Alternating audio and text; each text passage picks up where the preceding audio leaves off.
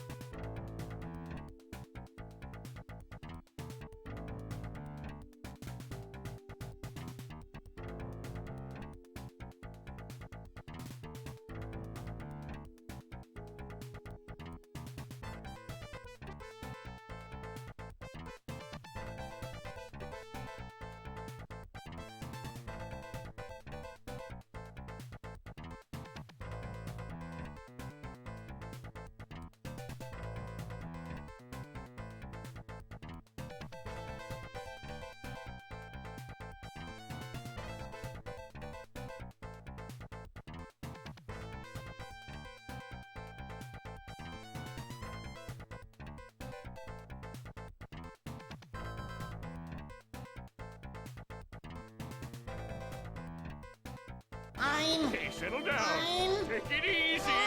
What the scallop? I'm a goofy goober!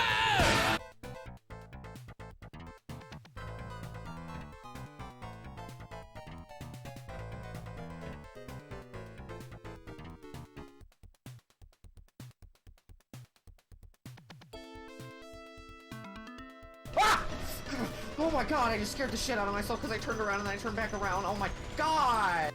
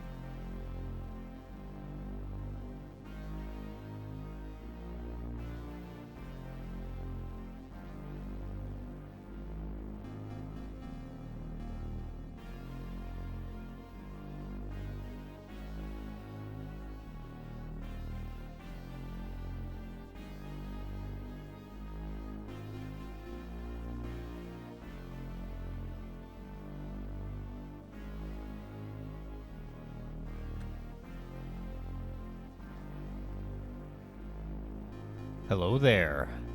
Are you ready for the skipper? Well, are you? Hello, folks. Welcome back to the Stoop. Welcome back to the Stoop Gang Football League. Stoop Gang, Florida. Are you?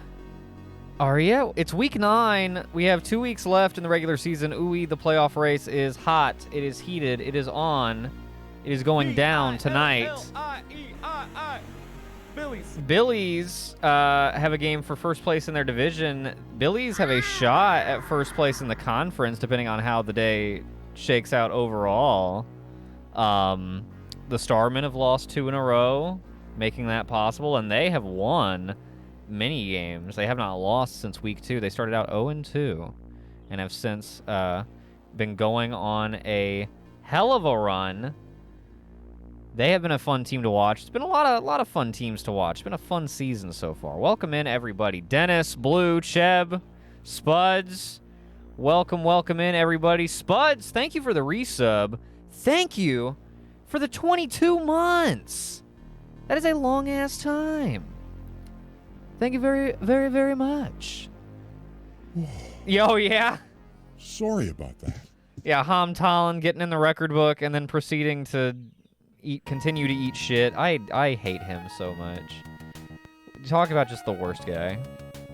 Hope everybody's doing well. Thank you all for being here. It is going to be a great week of SGFL action. I can feel it in my bones, dude. I can feel it in my bones. As you can see, I've adjusted the Chris Picks screen. We're going to get into Chris Picks here in a second, Week 9 edition. I have the overall Chris Picks record on the screen. I'm 32-28-3. I'm a little better than I'm bad.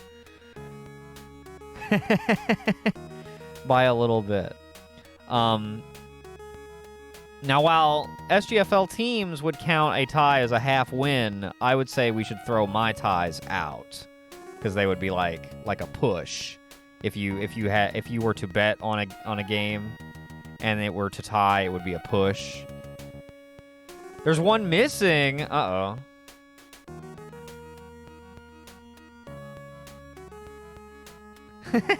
There's no way to know.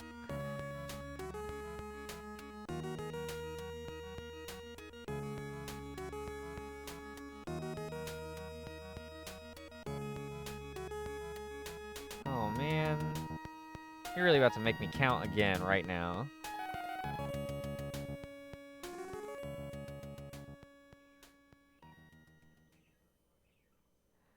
Seven and 8 and 1. 11 and 9 and 3.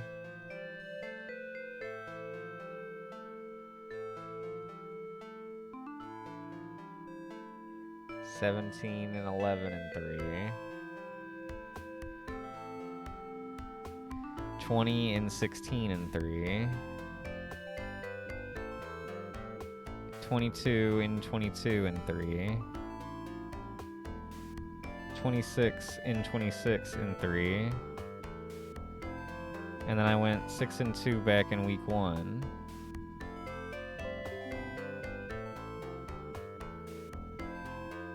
For a 32 and 26 and 3. How did I do that wrong? I just counted it the same way again. I don't know. Yo, what up, Loki? How you doing, dude? Welcome back to the Zoo. Welcome back to the Zoo Game Football League. It's week 9. The playoff race. It's on. Dude, the Ghosts. They got some work to do. They have a slightly losing percentage. They could get a slightly winning percentage with a win today. They're going to be playing the Souls in our prime time main event. Oh, Coilhead. Oh my god, they're going to be fast. If they're anything like the ones in the game. They'd make a great running back or receiver. Though I have a feeling that linebacker is in Coilhead's future. I don't know why. There's no way to tell.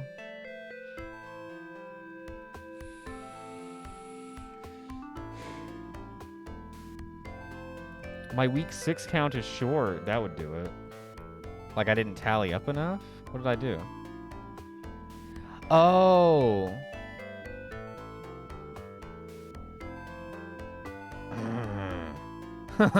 Damn. Okay, hang on. Hang on. What happened back in weeks? Oh, well, I can check real quick like this.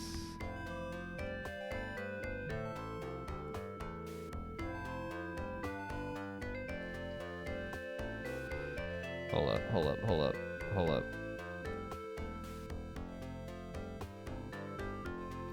Okay. I was right.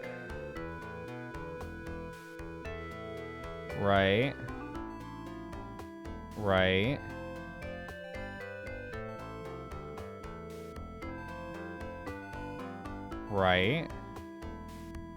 There's my 4. Okay, wrong. Oh, okay, I was 5 and 1. Okay, so I'm 33. So I'm even better. Okay, I was missing my Guardians win. So I was 5 and 1 and 2. Even better. Which, here, one sec. Which means I'm actually 33 and 28 and 3. Haha! I'm even better than I thought. Okay, nice. Nice. All right, thanks, Chib. Pyramid Head. I feel like we've had Pyramid Head before.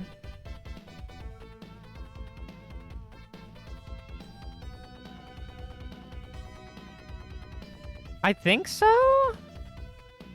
Like, maybe a while back? Because I'm pretty sure they got drafted and everything. They may have even retired. A 53.9% success rate. That's pretty good. For being a little better than bad. Slightly better. Coin ain't got nothing on me.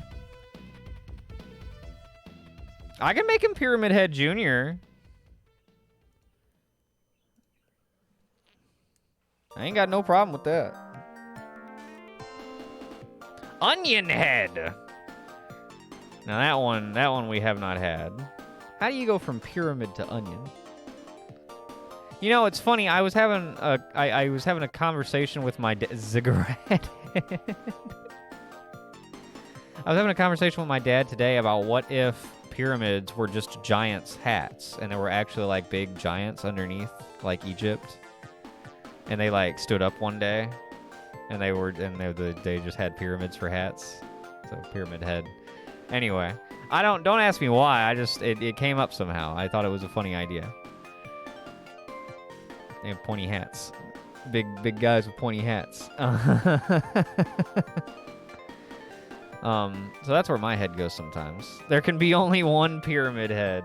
He sires no children. Well, I mean, I don't know. Well, what was he doing with that mannequin in the kitchen? He might have some children.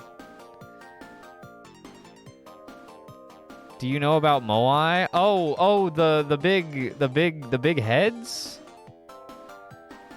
Like the Easter Island heads? Is that? Ooh, a shiny Skarmory. Get the hell out of my way.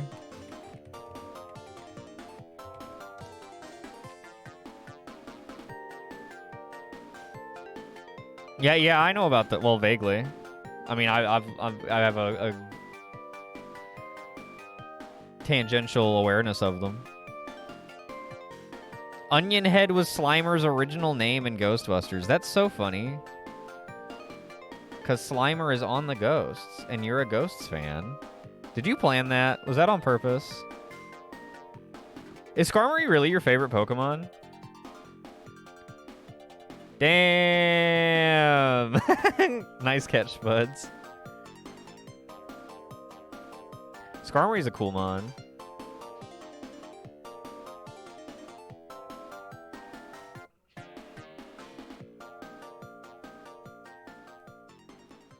He'll be back. Yes, Loki, you planned that? Yeah.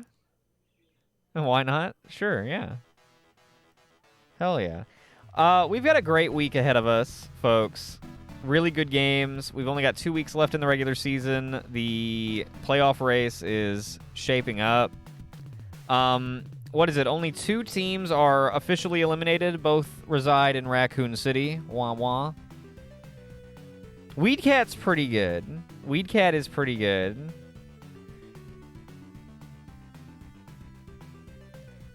Weedcat goes pretty hard. Wait, what? No, the Moai have bodies? I didn't know that. That's cool.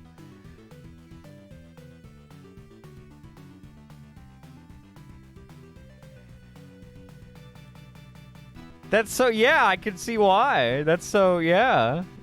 Nice. See, the human mind is a communal thing, you know? I'm not the first person to think, man, it'd be cool if there were big dudes down there.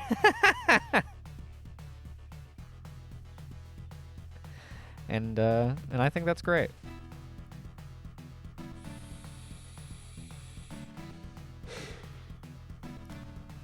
That's, huh. That's neat. I mean, I assume we can't dig them up. That's probably a no-go, but like, I'm very curious. Anyway, I guess that's as good a reason as any to jump into Week 9 edition of Chris Picks.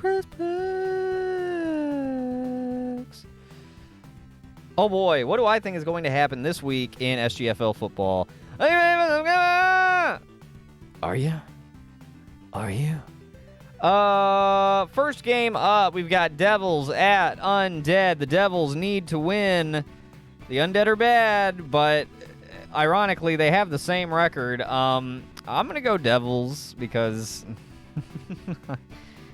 sometimes you just got to dance with the one that brought you. Second game, we've got the Stars at the Defenders. Shit, man. Talk about some basement dwellers. Yep, give me the Defenders. Give me the Defenders. Give me the home team.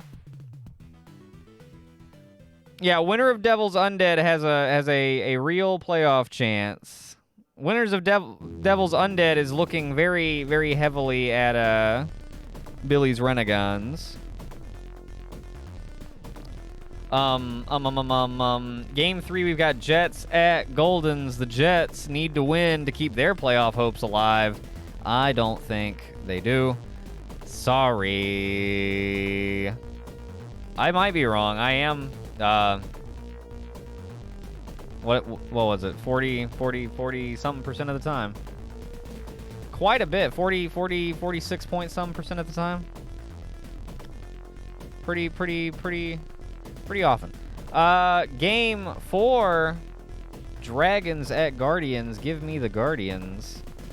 Trying to clinch that playoff spot. Dragons, I think, have an outside shot, right? But it ends today. Their window shuts today. Undead care about Patriots losing. Devils want Renegons to. Oh, I see. Oh, okay. I figured they would both. Okay. Interesting. So if Devils win, they want the Renegons to lose. Patriots. Who are the Patriots playing? The Starmen. Oh, that'll be a fun one. That's actually our next game. Patriots Starmen. That's a big game. The Starmen are on a skid. A couple of weeks ago, we were talking about the Starmen going undefeated. Like it was a foregone conclusion. They have since lost 2 games in a row. What are the Patriots up to, man? Patriots haven't lost since week...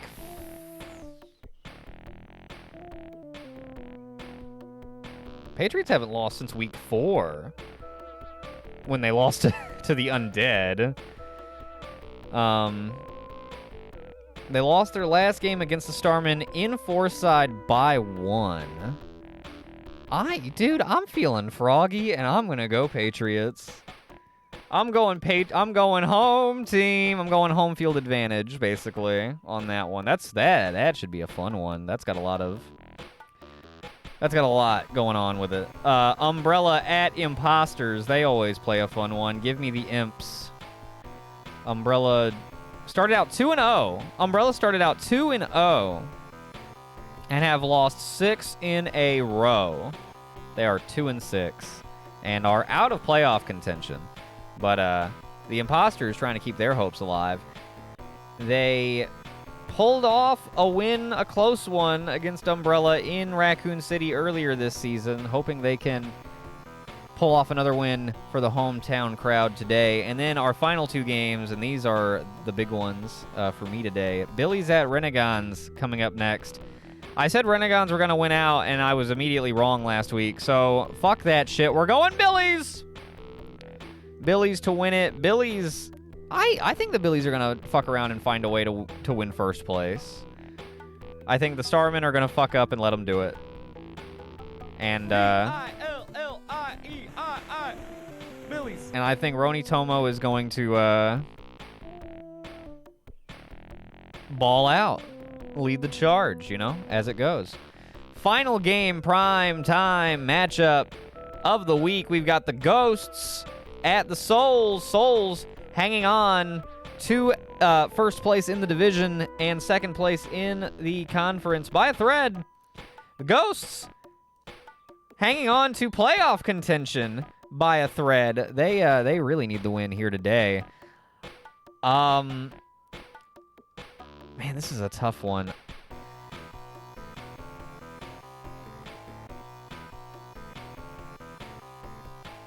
I feel like I have to go Souls. A tie. A tie is a serious. I don't have. I should have a third column for tie, right? Then I could eliminate the ties on my record by trying to guess for a tie, right? I might do that. I might do that in the future. Yeah, these are my guys. These are my guys. These are my picks. These are Chris picks, week 9. I'm gonna post these in the Discord.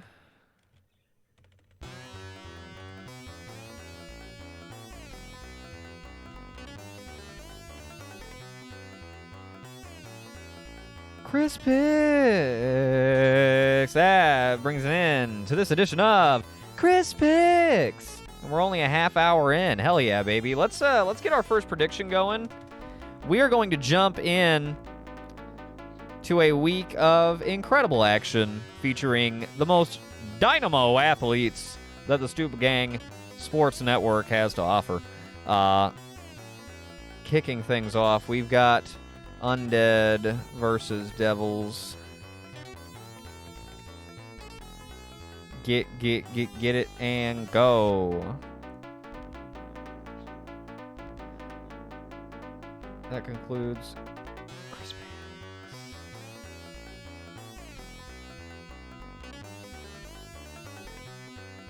Booyah. There you go. And we've got our other shit on screen already. Okay, we're good to go. All right. We are ready for takeoff here in week 9. Let's jump in. Let's do it. Let's fire up our first game. Let me pause the old music. Beautiful music. And we will jump into game 1. Undead playing host to the Devils. Devils need the win. Undead also need the win. This is kind of a playoff game. This is a game to keep playoff hopes alive for either team. Undead, it's kind of amazing that they have held on to have a playoff hope, and the Devils, it's kind of amazing that they need to hang on by a thread. What in the world has happened to them? They've lost 2 in a row? 3 in a row? The Devils have lost. They lost last week 17-3 to the Defenders, who are bad. Man. Man, what is wrong with them? Got blasted by the Billies. Yeah, they've lost 2 in a row. 2 in a row. All right, let's jump in. Let's do it. Boop. Save state every game. Okay, I will. Let's jump in, folks. Yes, loser is eliminated. So I guess, yeah, it is just an outright playoff game. Loser is eliminated. Winner keeps their playoff hopes alive, or their postseason hopes alive. And Siegmeyer returns, fumbles immediately. It is recovered by somebody. And the undead will retain. Throw under pressure. Vampire Survivor cannot connect with Solaire. This is a chaotic game in the Chaos Division already. Survivor with time starts to break down. Pressure on him. Looking for Solaire on the lob. Incomplete. Okay. Defense was back there, playing a strong safety spot. Wow. They are on him right away, and that will drop him for a loss, and the Devils defense stands tall on this opening possession, and Armor is just going to kick it out the back of the end zone. He just puts just every ounce of his leg. He was trying to. His buddy is in that front row there, and he was trying to get him a little souvenir. That's very common. Anyway, Levitt's going to carry it left side. Be just short of a first down. Devils taking over. Let's see what Abunte's got. Abunte's been kind of shit in the bed lately. He really needs to show up. He's been what did you say last week, Cheb? He's kind of hit his first skid of his career, and it's a bad time for it. But if he can gel, if he can solidify here down the stretch, excuse me, with a little help from his friends in the Bayou, he just might. Oh, wow! That was sick. For slump, there you go. Not skid, slump. That was awesome. Oh, man. Great throw, great catch. Perfect placement, yeah. Really nice. All right, well, Abunte's looking a little better today. Had a few completions, including the touchdown toss. Looking to shake off that slump. Only football man. Now, slid it right past both defenders, and here comes the blitz. Devils defense trying to get back into form. Once upon a time, they were a vaunted group, but that's perhaps been some time ago. Oh, Joshua Graham going to get some help and then slip away for the first down. Nicely done.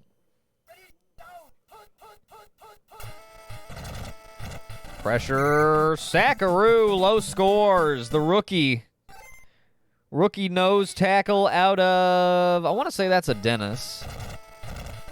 Low scores, back-to-back sacks.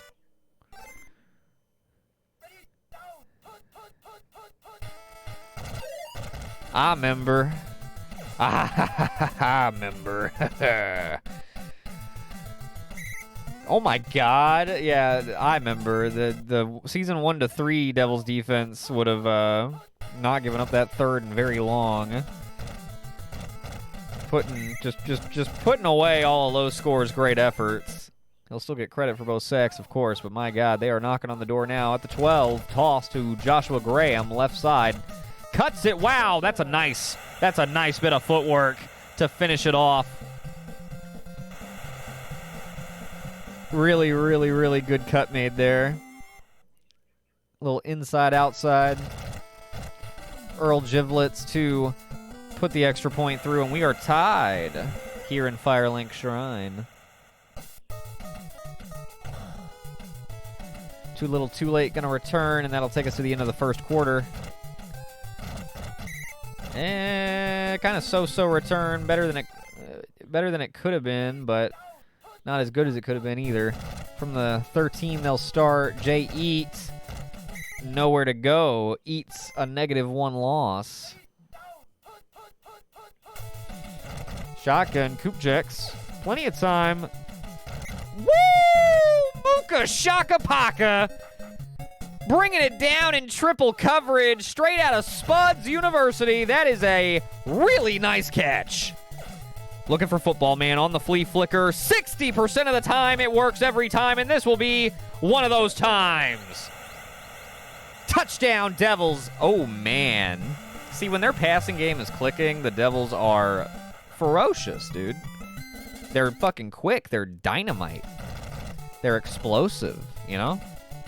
That catching triple coverage, surrounded on all sides. It wasn't like they're all on one side and you can get it over them and then catch it on this side. It's like, no, it had to get threaded between them and then caught. Abunte is 4 for 4, 2 TDs, and about 100 yards, right? Call that a rough estimate. Pretty good, pretty good.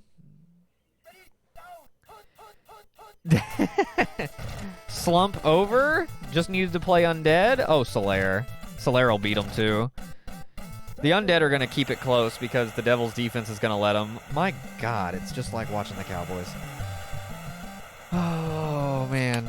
I mean, not this past Sunday. I don't want to talk about it. I already did.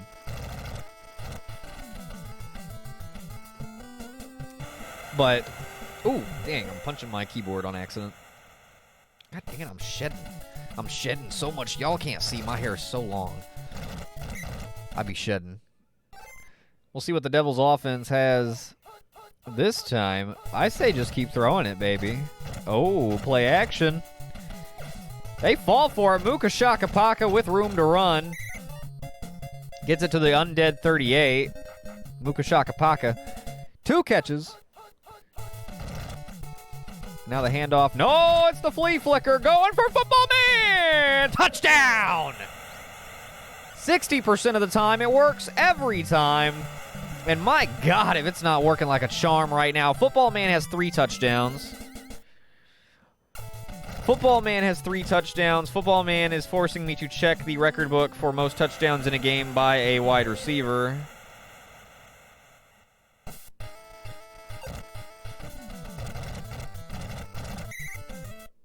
Because that is where we're at. Ah, yes, 5 by Freddie K. That's right. Last season. Oh, intercepted! Snoop Lion! And he gets some help. He slips away! And then is surrounded. That's a nice return as far as interceptions in Tecmo go. That is a really, really big return. J.E. Decent little 5-yard carry. Oh! Yo! Blue, thank you for gifting a sub to Chab, dude. I very much appreciate that. And that is Levitz picking up the first down for the Devils. Cheb, enjoy your hat badge and your emotes. Yeah! Yeah! Thank you very much, Blue. See if the Devils can punch it in here. Looking to J.E. Oh! Stop just short. They're going to kick the field goal. Man. Well, they do get 3 off of the turnover. And that will make it a 2-score game just before halftime.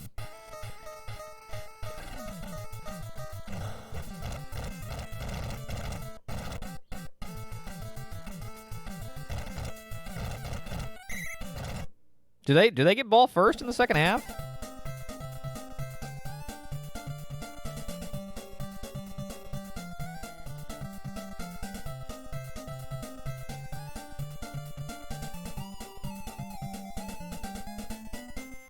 Oh man. If the Devils score a touchdown here, they can pretty well put it away. Even with how their defense is playing. Their offense is doing too good. Although defense did step up on that interception. Oh, J.E. got it. Football Man would have been another touchdown. J.E. tackled down at the 15. That's a big gain. And the flea flicker is still working 100% of the time. Oh, intercepted. Oh, you ding-dang. God damn it, Abunte. Oh. Oh, Soler. Oh, what a catch. Ooh, Soler. Soler's going to get away. Touchdown. And the Undead are right back in it, dude. That is a huge swing off of that turnover. Automatic Earl puts it through. It's a 3-point game. Definitely should have thrown to Football Man now. Or perhaps Football Man, yeah, should have. Oh, no. Too little, too late. Down, and who will be... Triple H to kick and punt return for the Devils now. Okay. Familiar face. Handoff Levitz. It's the flea flick. Looking at Jay eat again. That's another nice gain to the 32.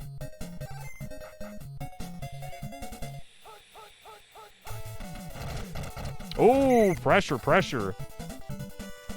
Dixon Cider with the sack, though everybody was there. Play action. Play action has been working very well for them. I'm going to check it down. Levitz. Able to get the first down. Nicely done.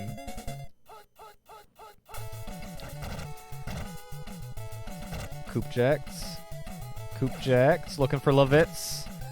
Oh, intercepted again. Oh, man. A great first half, terrible second half for Abunte. And the slump perhaps continues. If the Undead come back here, Undead have come back on the Devils before, although they were led by a certain Saint 4 at the time. Sodi 3 with a catch in traffic. That'll be a good for a gain of 8. That'll be a 2nd and 2. Pressure. Oh, Vampire Survivor. Jin Kinlan's gonna get him.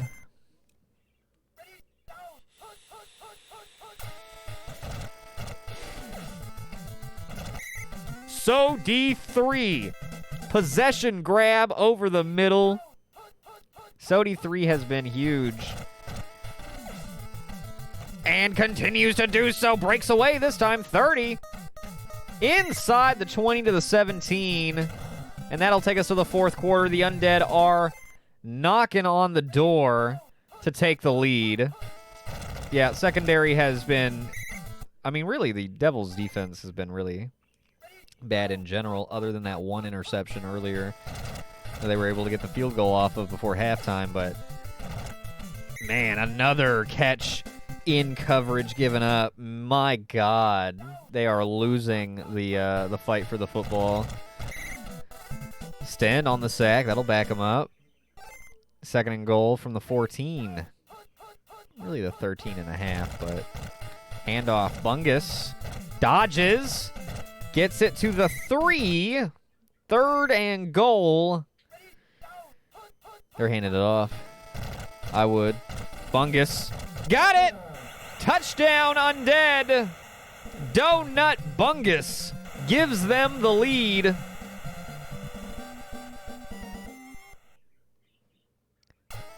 And Earl Givlets makes it 4.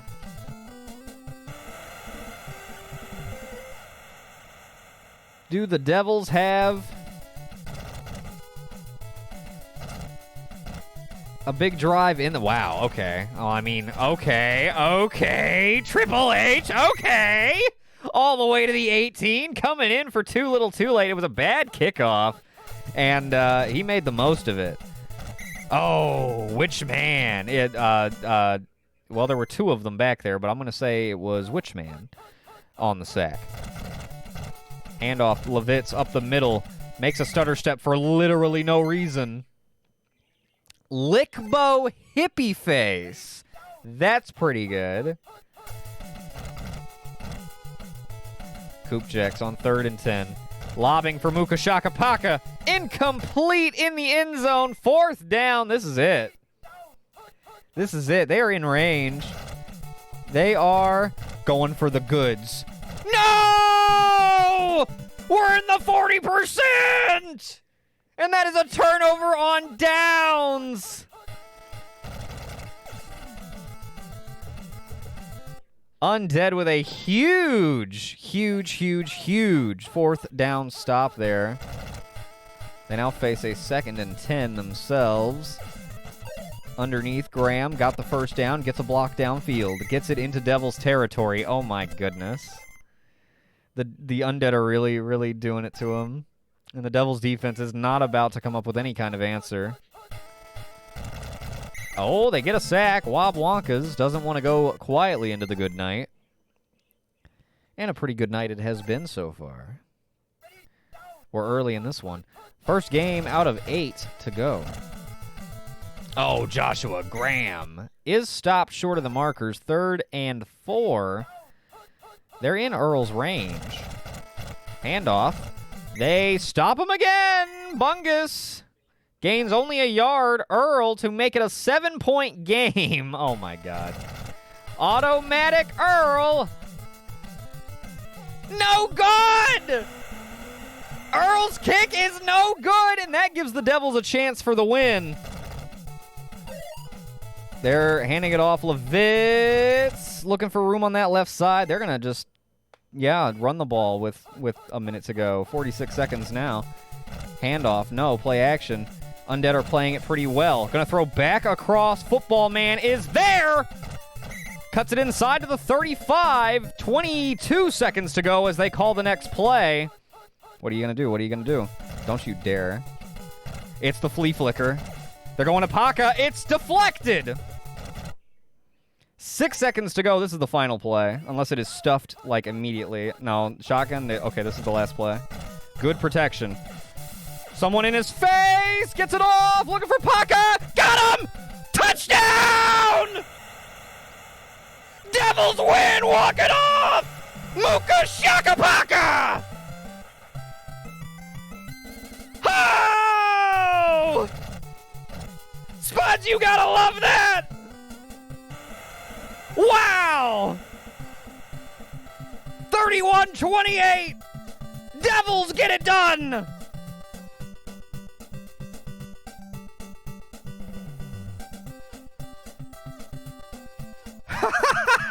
If they tied, they would have been double eliminated. Oh my God. How kind of Earl. Oh my God. Wow. What an ending, dude. Muka Shaka Paka walking it off. The rookie out of Spuds University. Keeping the Devils' playoff hopes alive, at least for the rest of this week. They still need the Billies to beat the Renegons in our second to last game of the night. But now our attention shifts to that in terms of the Devils. The Undead are eliminated. Yeah, Ubuntu almost with a monster game. Those 2 interceptions are glaring. But I mean, he also threw the game-winning touchdown pass, so he had he had 4 touchdown passes. 3 to Football Man, 1 to Muka Shaka Paka. Muka Shaka Paka, not the leading receiver, but had phenomenal catches, including the game winner. But also that early catch in triple coverage. Cannot forget that, yo. Cannot. What a game, yo. What a game. Let's get our state. SGFL A. Week 9. Bam. Let's settle up our prediction. Devils get the dub. They keep the playoff hopes alive. Undead are eliminated. 31-28 is your final. The Devils nearly gave up a comeback, but ended up with the last-minute comeback of their own. Man, Muka Shaka Paka at the goal line. Wow, man. That's a hell of a tone setter for this week. Huh? That's a hell of a tone setter for the week. Let's ride that wave, baby. Let's ride that wave. Next up, we've got Stars at Defenders. So Defenders versus Stars.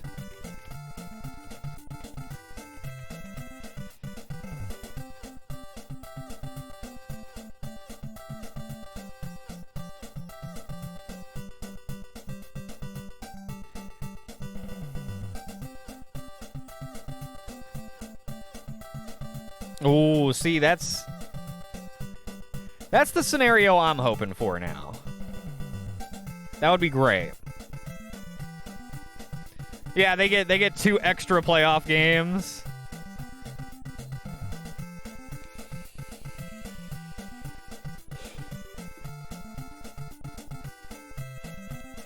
I mean, so you're saying there's a chance.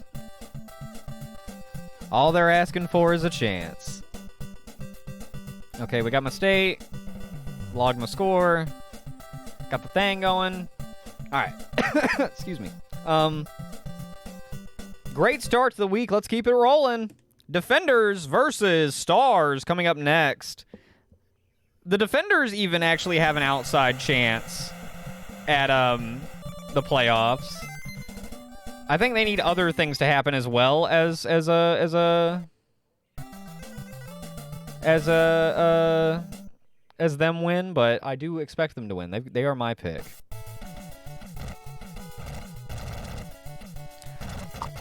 I don't know if the Devils have ever rooted for the Billies. The Devils are usually hoping the Billies get absolutely smashed, but they can't argue with the Billies' incredible results, where the Devils' season started hot and they're hoping ends hot. It had a really icky middle. The Billies started rough and have been great since. Wow! Swiss Tickler the second with the opening points of this one. Sussy Mungus hit him on the lob. All right.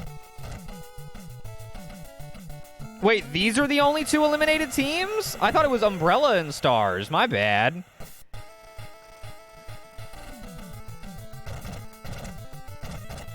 Okay, okay, these 2. Okay, so this is our only meaningless game. Well, that's fun. Mary Samsonite?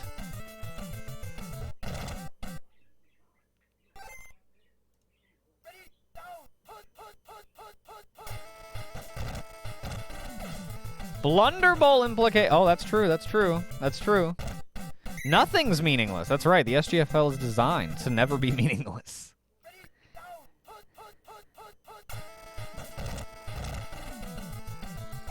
Oh, cross-body throw as he's hit. Hit Sato Lago, who has a nice little run after the catch.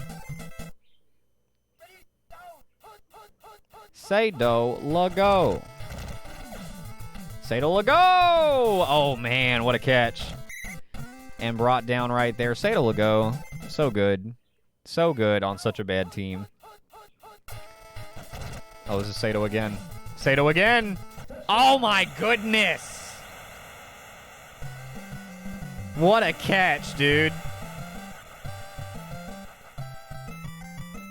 Went to Sato Lago 3 times straight, and Sato Lago caught it 3 times straight.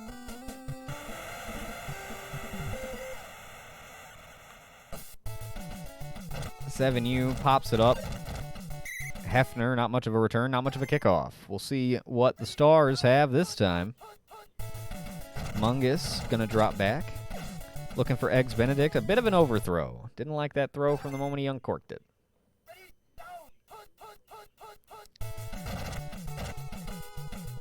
Flour Tortillas. Flour Tortillas has been a bright spot for the Stars. Flour Tortillas breaking away here, all the way down to the Defenders' 8, 7.5. Dude, that would be so tight, or at least very interesting. Lago would be out of there. Lago would be like, I demand a trade. I demand a trade.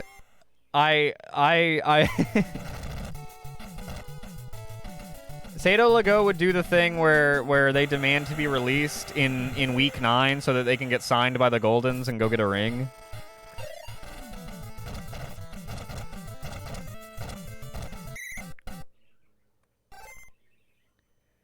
And, like, I would not blame them. That would be tight. I wish. OG Loke looking good. Say-do Lago.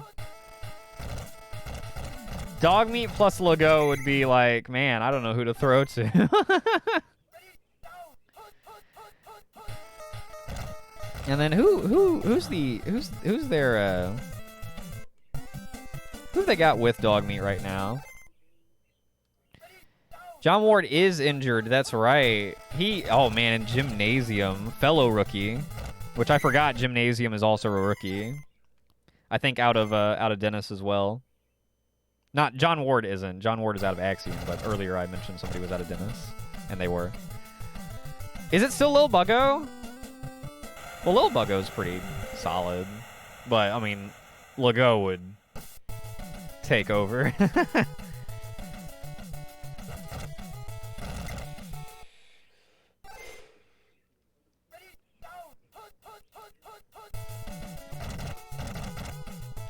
Ooh, Mardi Gras on the sack. Well, yeah, we'll see if John Ward is still injured. I think Goldens are playing next. If I do recall, indeed. Hosting the Jets.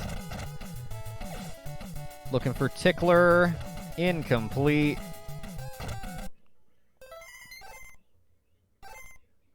And the Stars will punt from their own end zone. And we'll give the defenders a shot at maybe taking a lead. Al Cacino. Not much of a return to be done there. They'll set up at the 32. Fart Wind. What? Who is Fart Wind? Is he good? Is he bad? Is he in the middle? He's kind of upper middle. I don't know. He's all right. Oh, man. Ada Bong. Nice run. Rookie out of Wolf. Gymnasium can definitely lose a game. Oh, man. Well, luckily they have the greatest running back of all time. So, they if they want to just run, they can. And they're not going up against a very stout Ghost defense today. So, we'll see.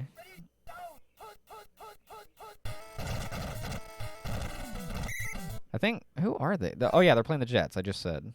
Yeah, they're going to tear the Jets up. Ball Plart, incomplete. Oh, my. They're going to bring 7U back out here to make it a 1-point game. See if he can. 7U puts it through. The Jets are streaking. I think their streak ends. Although, is it not the recipe if Ward doesn't come back? I mean, even if Ward was there, right? But with Ward, if Ward doesn't come back, it is the perfect, like, storm for the Jets to keep streaking. Oh, man, and the Goldens have my jinx going against them because I picked them on the Chris picks, so. I don't know. It's going to be an interesting game. It's going to be an interesting game coming up. Roman Bellick going to pick up the first down. Oh, Fumbalaya! It's been a pretty good day for ball security, but now Mardi Gras, who's got a couple of sacks and now a fumble recovery to his credit. Mardi Gras having a day for the defenders. They look to OG Loke. You put 7U out there. No, come on. They could make this. 67, they could make this. Nah, if it's not for the record, don't even bother. I get you. Sado. Lago! Oh. They're a great possession receiver. I don't know how many times they're going to break away from the guy who's in front of them. Defenders trail by 1 at halftime.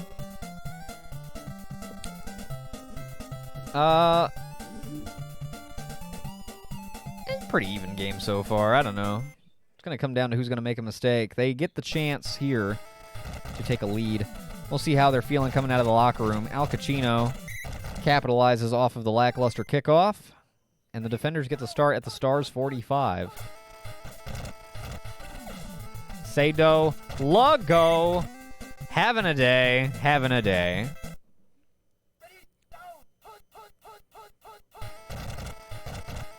Bong. 8 up, bong. Bong?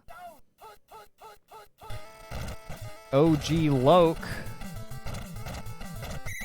Picking up the first down. That's a second-year guy out of Yoga University. That's the eye. OG Loke going again. Getting some blocking. Okay. They have the marker set in such a way that it looks like they could get a first down, but I don't think that they really... I mean, unless they landed in a really specific spot. That's going to be an incompletion. Slap down in his face. Third. Down and 6. Call it third and goal, really. Fourth down, and they are going to bring 7U out for the third drive in a row that they have gotten down in a field goal kickable range. And this one for the lead, he makes off the upright. That one was the most questionable in terms of form, but it banks and gives them the lead, 16-14. And now Hefner, wow, man, that's a pretty good return off of an actually pretty good kickoff. Mungus with time starts to break down, looking for Cat Jam. Oh, had a good hand on it, but could not reel it in. Blitz, nowhere to go, 3rd and 10.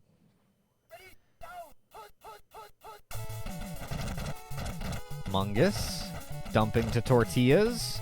Tortillas, gonna get no help from his receiver buddy. Absolutely zero. Tortillas takes it on the other side, a gain of 6. Flour Tortillas has been just great. Oh, Eggs Benedict, what the hell? Touchdown Stars, man. What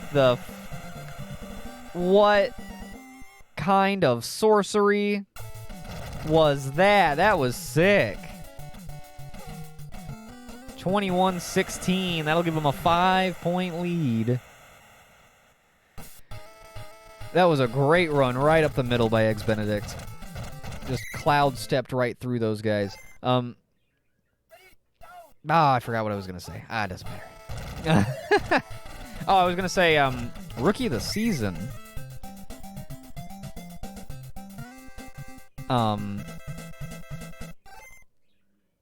I was thinking about it last night, actually, and I think Scort's Montrip has to be like my...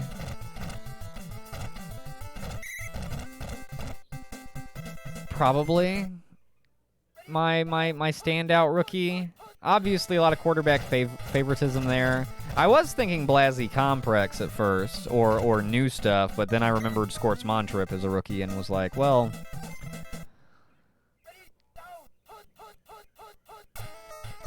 Yeah, if they make playoffs, I think... I don't know. I need to look at his stats again. There's Sado Lago getting another touchdown, and that'll give the defenders the lead. I need to look at his stats again. I need to look at... we're gonna do that today. We're gonna look at stats with awards in mind. This week and next week especially. And I'm going to look at rookies in particular.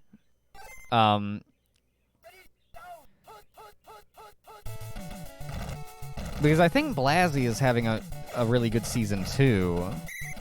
And I know New Stuff has had a lot of calls, but like New Stuff is a running back who is, I don't know, you can't compare them to Goris. You just got to compare them to the other rookies and relative, but I don't know, relative to like the rest of that position, I don't know how much of a standout, right?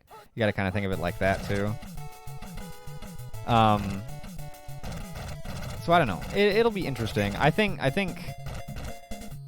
Scorts and Blasey are my top 2, and I might be forgetting about somebody on the defense, or just in general. I mean, John Ward, I guess, but I don't think John Ward is the I mean, no. They have the worst passing game. No. Or one of. It's not him. Although they have been incredibly successful.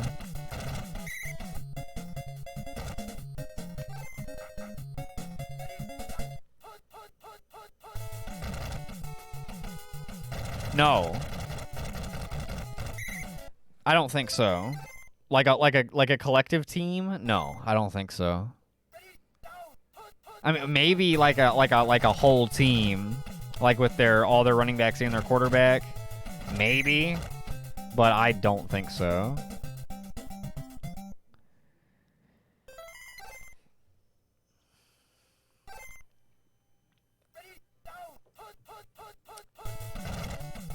Wow, the defenders. Oh, they send the blitz. But Benedict is able to escape and get the first down. Wow. First and goal. They're already in field goal range. Field goal would give them the lead. Blitz coming. Mungus goes down. Nert Bissels. On the sack. Nert Bissels. Oh, blitz coming again. And that is going to bring Vince Pregida, the rookie kicker, for the ball game. Uh-oh, this looks a little left. It's no good! And the defenders take over and retain the lead. They look to Loke to help run some clock. No good from 43. Hurts the Stars, I'm sure. Ada Bong. Ada.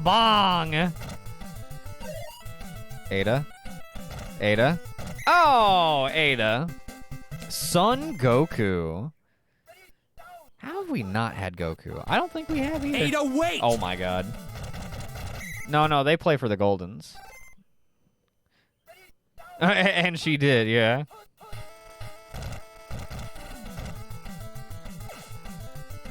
Oh!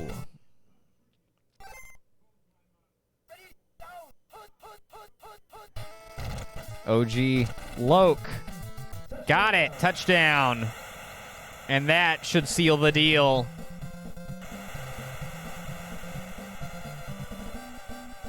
Defenders gonna cement their victory in the final few seconds. 30-21. And this kickoff should expire the rest of the clock.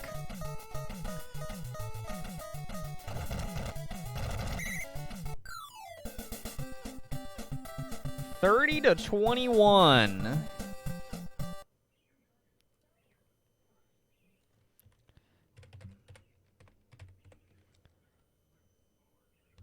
Got it. The defenders come out on top. Dude, I'm killing it. I'm 2-0 so far today. Hey, 2-0 so far today. Woo! Let's see who we got coming up next. We've got the Goldens versus Jets. I got the Goldens, but as Cheb pointed out, the Jets are streaking. The Jets are streaking, so I don't know. Could they have a little upset up their sleeve?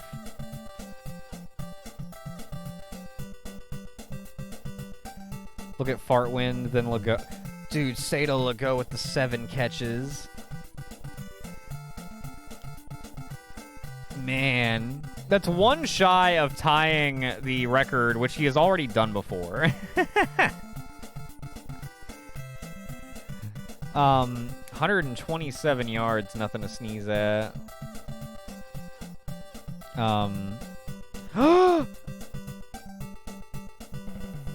Oh my god. He caught all of it. He caught all of it. Has that ever happened? Like, to such a degree?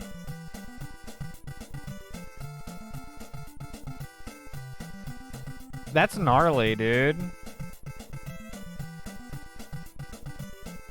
Right? I know. I think it's happened before, but not with so many completions.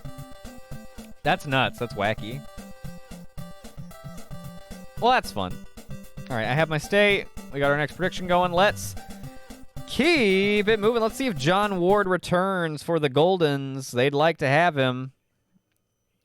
The Jets looking to keep their playoff hopes alive. The Goldens have already clinched playoffs. If they win today, I believe they will clinch first place.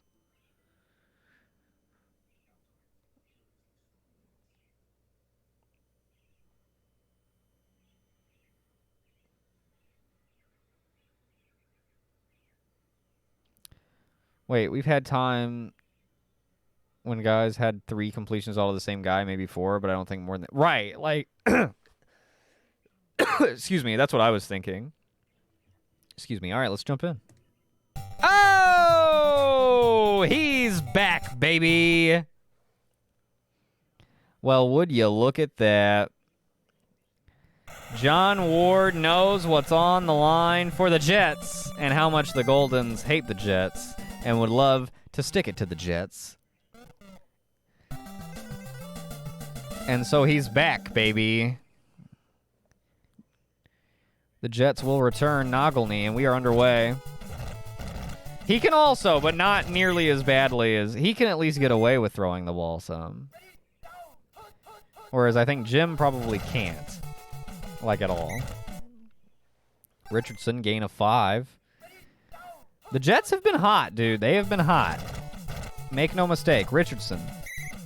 Who does he have it? No, he's short. Just a little short. Third and inches, probably. Oh, yeah, dude. Half a football. He's got it. He cuts it back inside. Oh, that's a great run. They're after him at the 20. 10. He's gone. Touchdown, Tony Richardson. What a run, dude. Do you see that? That's a hell of a run. And the Jets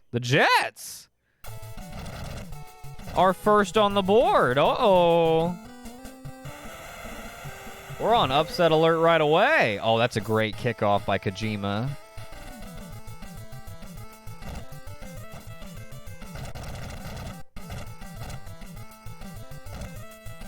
Marconi gets it out to the 20.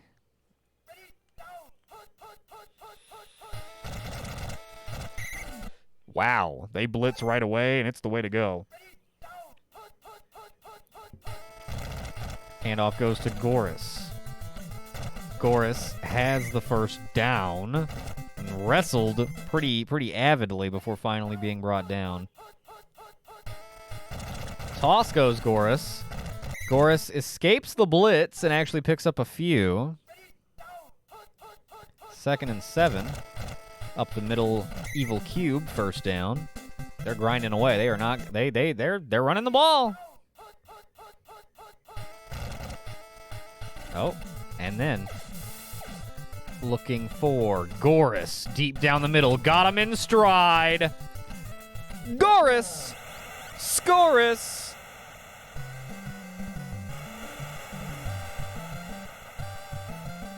That is not a rush. I think the Goldens have given up on DC 2K, and so have I. Though he has shattered the record. I know, right?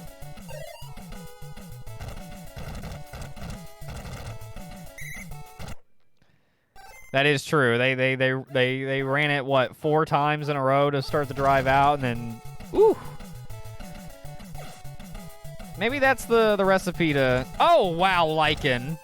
Oh, Lycan. Still going. Touchdown. Oh, my arms are all the way up. I mean, I don't have arms, but if I did, they would be.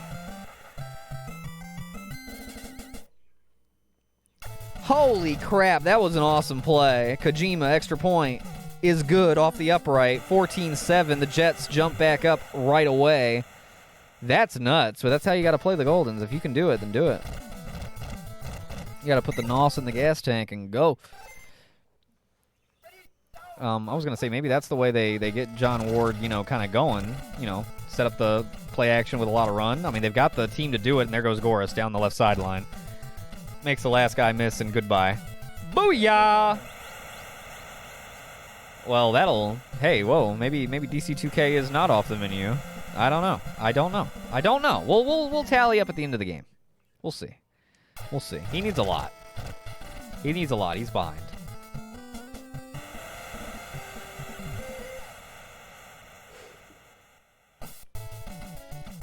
It's going to be one of those games. 14-14 first quarter is usually a recipe for a big day. These two did not play each other tough when they first met. Oh, Nintendo. Super Nintendo in double and a half coverage, I'll call it. That third guy wasn't really quite there yet, but he was coming and could have jumped up and tipped it. So we'll call it double and a half coverage. That sack is going to put him back, but they are in field goal range already. 808! Holy crap. Yeah, 808. There she is. Oh, Lycan.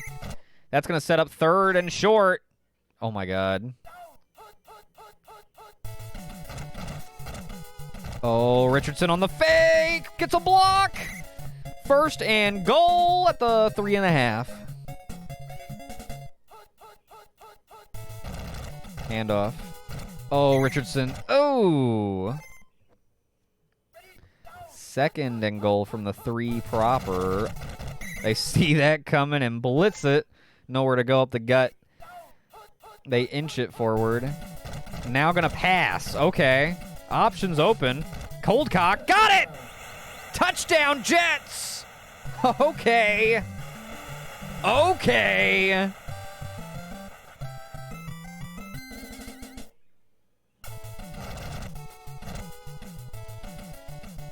This is setting up to be one of those days, dude. That's a good kickoff. Marconi to return from way back into the left. He gets it up to about the 8. Golden start in the danger zone. They've been here before. They are not afraid. Evil Cube, couple of yards. Not much. 3:08 to go before we head to the locker room, and there's already been 5 touchdowns. Cube intercepted. Oh, it's Egg. It's a weird egg.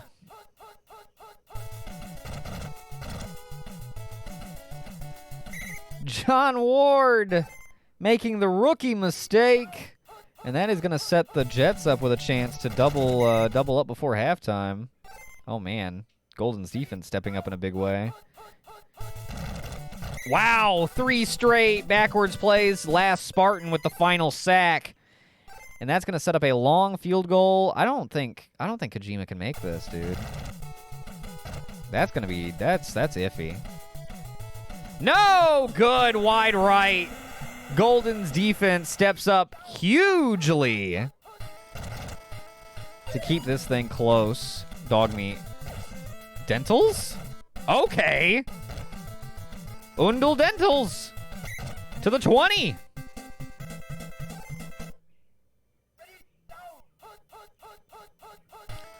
Ward, toss, Goris. Fumble! Recovered by the Jets! Ereg Seinfeld! Recovers the Goris fumble! Nani? That is so huge. Oh, man. Goris has fumbled more times this season than his entire career combined. By a lot. And while the Goldens will lose their chance to tie it once again, do the Jets have what it takes to take advantage? And, oh, Lycan. Super Nintendo. No, dingbat. They'll punt it away. I believe Goldens get the ball first to start the second half.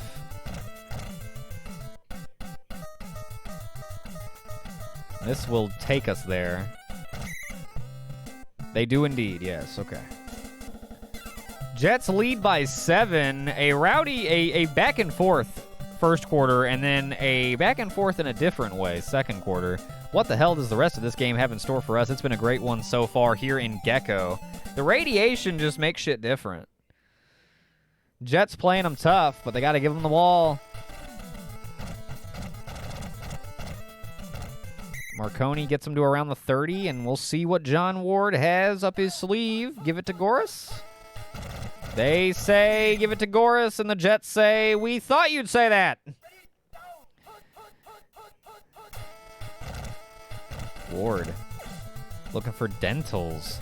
Incomplete. Good coverage. 3rd and 15. This is a big down. Oh, blitz coming. Goris cannot escape. And he is backed up again. And the Goldens will be punting it away. Android 17, who does not get a lot of action. He's very lazy. Very lazy athlete. Sits on the bench all day long. Doesn't really have to do much. But here he does have to come out and punt. And a good punt it is, I will say. He actually, you know, I'll say he does put the work in. He really does. Bodie looking with pressure. Nintendo, incomplete double coverage. You got Lycan on the other side of the field. I don't know why you don't go that way. Bodie, Richardson, gonna reverse it. Lycan, okay. Lycan, oh, no way! No way! And he gets some help! He's still going! 30, down to the 22. What a run by Horny Lycan! No way! No way! Lycan. Oh, off target, incomplete.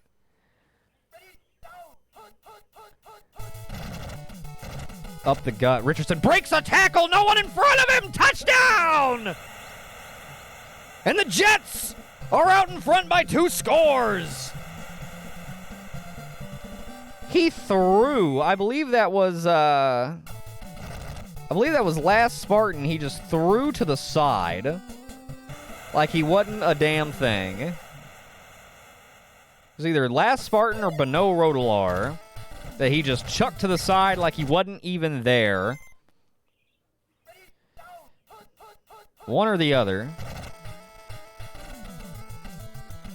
Ward.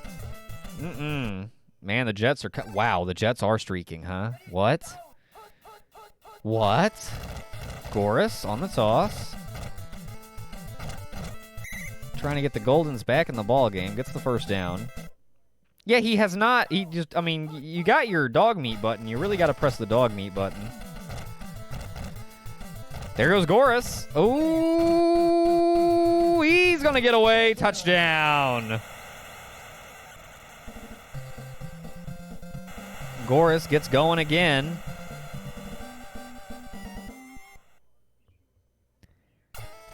And the extra point by Skeeter brings him back within a field goal. Or sorry, back within a single score. Back within a touchdown.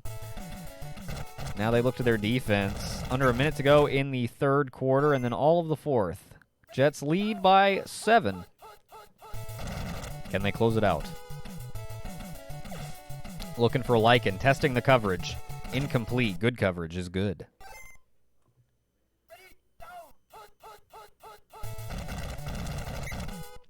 Golden see that gut run coming. Empty in the backfield out. They're going to throw, and they're going to let you know. Lycan sees him. Got him. Oh, man. And that'll take us to the fourth quarter with the Jets keeping the drive alive. Bodie balling out. Richardson on the fake. Got the first down. They are matriculating.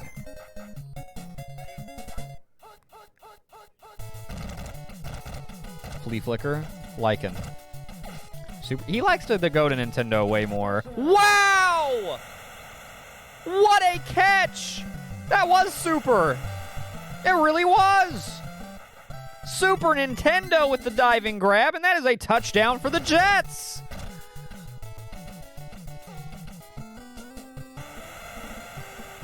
They're really doing it. Wow.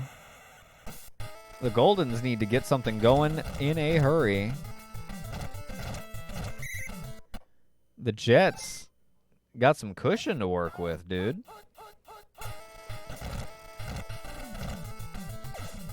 Cube? No.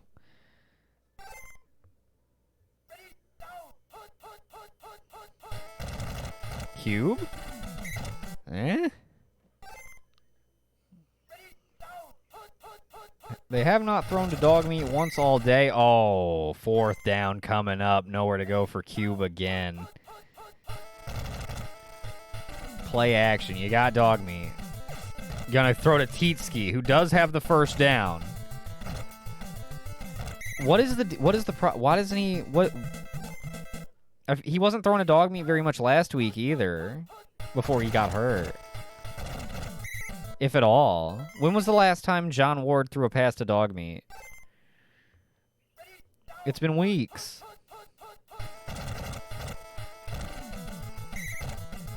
It's BS, dude. Is it one of those things where like the ownership went to John Ward and was like, "Hey, man, listen, okay, listen. You're our new franchise guy, and you need to be on our side. And then listen, dog meat's got some milestones coming, some catch and yardage milestones coming up, and if he gets those, then we got to give him a bonus. So don't throw him the ball anymore for the rest of the year, okay? And then we'll just bring him back into the fold in the playoffs." Okay, champ. Is it one of those fucking things going on here? Because I don't like it. I don't like it. We had a strike earlier this year about that kind of shit exactly.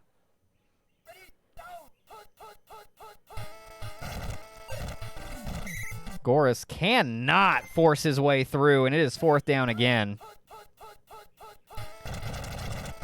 Oh! Evil Cube is stuffed! The Jets defense stands tall, and they are going to ride into the sunset with a 14-point lead and a dub over the Goldens. Wow. It's hard to win 9 games. It's hard to win 8. It's hard, dude. Gymnasium threw to dog meat a TD, but John Ward didn't target him. Wow. Sus, dude. 1st down on the reverse by Lycan. Tell you what, you throw dog meat the ball next week. Uh-oh. Ooh.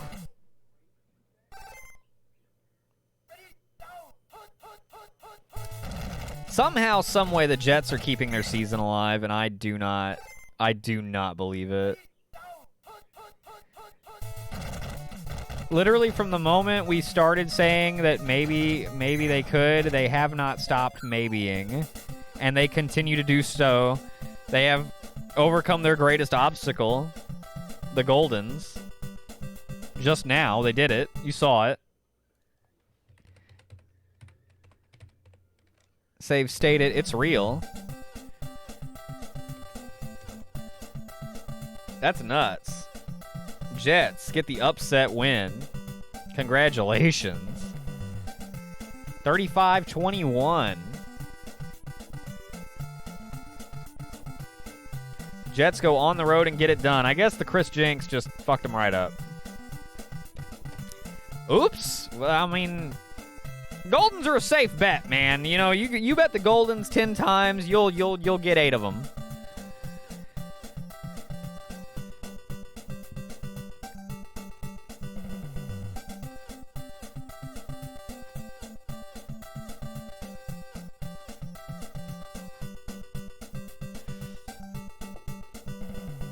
Pretty good, pretty good. Up next, we've got Dragons at Guardians. Guardians still trying to make a bid for first place in the Void Division, 2nd place overall. And with this loss by the Goldens, first place is still very much in sight for them, for the Guardians.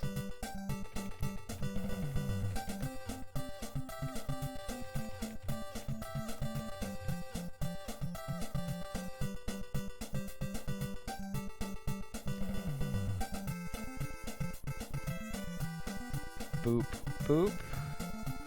Guardians versus Dragons. All right. Let me see. Goris needed like 230 or 260, I think you said earlier. So he's, yeah, DC 2K is over. He had a fumble in there, but the fumble wasn't gonna...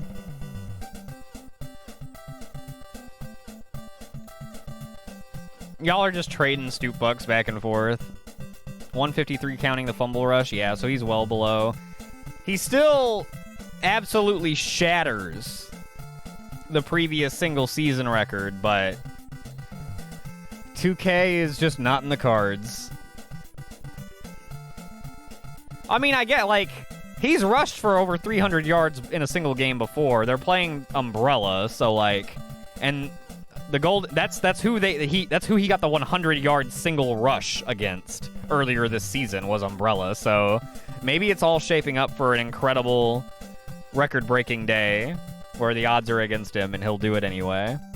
Maybe. You know what? He is Goris after all. Keep an eye on him.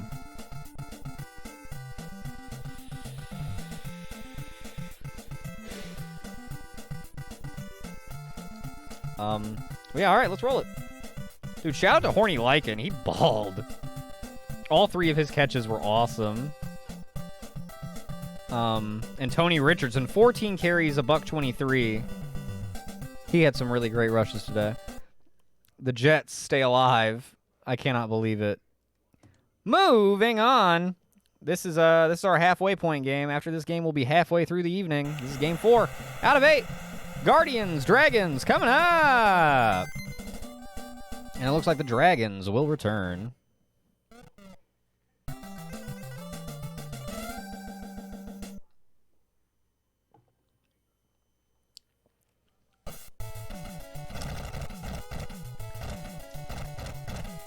Dragons, they want to win to keep a possible playoff shot alive.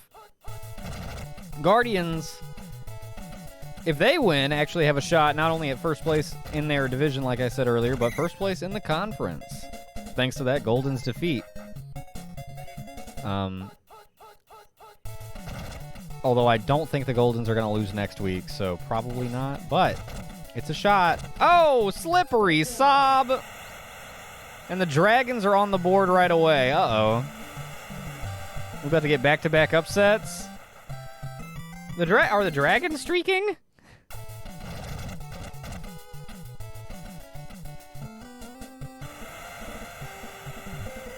The Dragons are on a 2-game winning streak. Their last loss was to the Imposters in Week 6. I don't know, man. Let's see what the Guardians' offense has in store. Uh-oh. Baja Blaster on the sack. Not a whole lot. Loss of 10. They're coming again. Baja Blaster back-to-back, and everybody else was there too. 3rd and 28 from their own 11. They're going to just toss it to last stag and see what he can do. He'll get it back up to the 20, and they're going to punt on 4th and 20. Blaze it. Not exactly the start the Guardians were looking for. I'll tell you that much for free.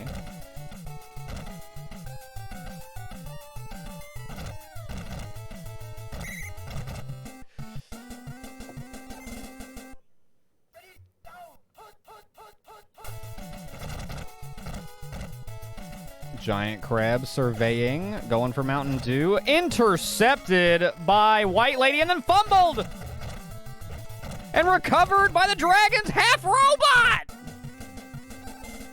Oh my goodness, White Lady gets the interception and then fumbles it right back to, I believe, an offensive lineman. I believe half robot. Brother of half human, who I don't think plays anymore.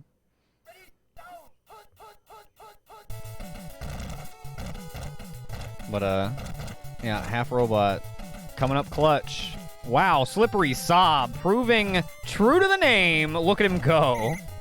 First down somehow. And he had to do a lot of his juking, jiving, and ducking and diving before the markers. Okay. From the shotgun, second down.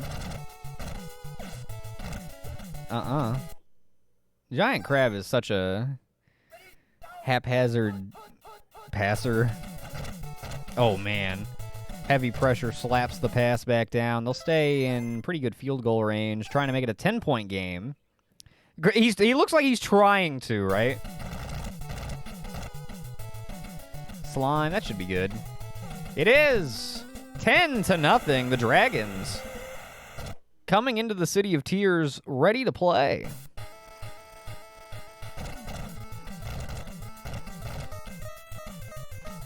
And the Collector with a nice return that will expire the first quarter. And now the Guardians looking for an answer. Their offense was, bullied last time they were on the field. We'll see what they do now. Cherry 7-up. Intercepted! Pimpled center, and then they fumble it away, and then it's recovered by the Guardians! Brave Cloth! Touchdown! What?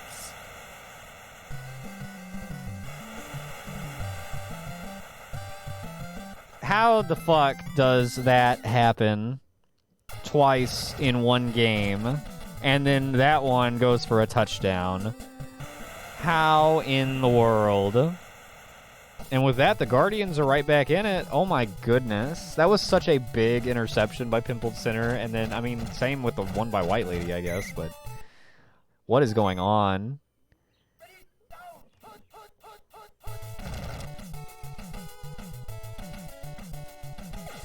Wait. So it'll still count the pass TD, but it won't count the... So will it count as a... But it won't count as like a receiving TD or a whole fumble. Oh, they bounce it back in, and the Dragons have it. Super Saiyan Sonic. That's one of Blues.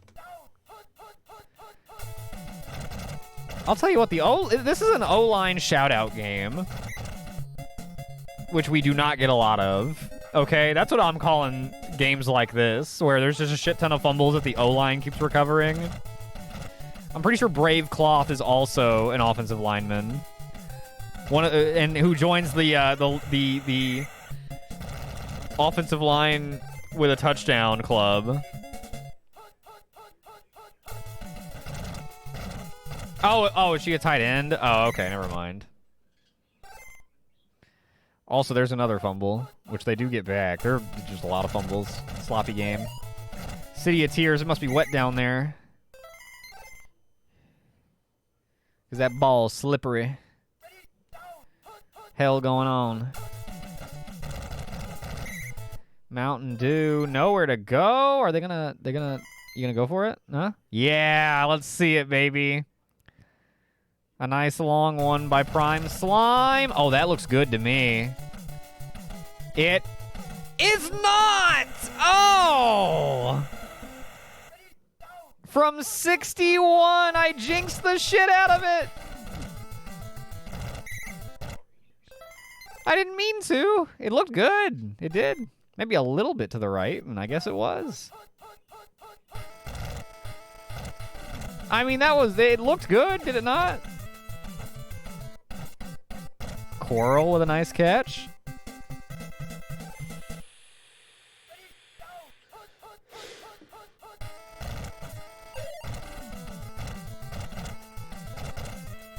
Last Stag. Guardians looking to take the lead before halftime. They have a shot to tie if they need to. Stag gets some good blocking. Drag down from behind.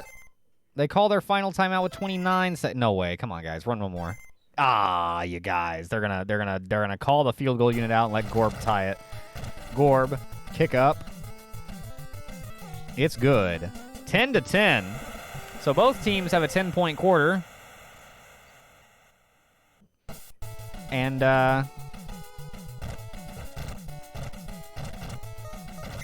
we'll get one more play before halftime.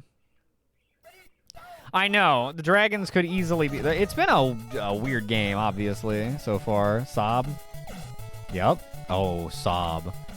Saab has it. Cuts it. Oh, good tackle. Good open field tackle to prevent the tie break before halftime. My goodness, what a game so far. What a week so far. It's been fucking rowdy.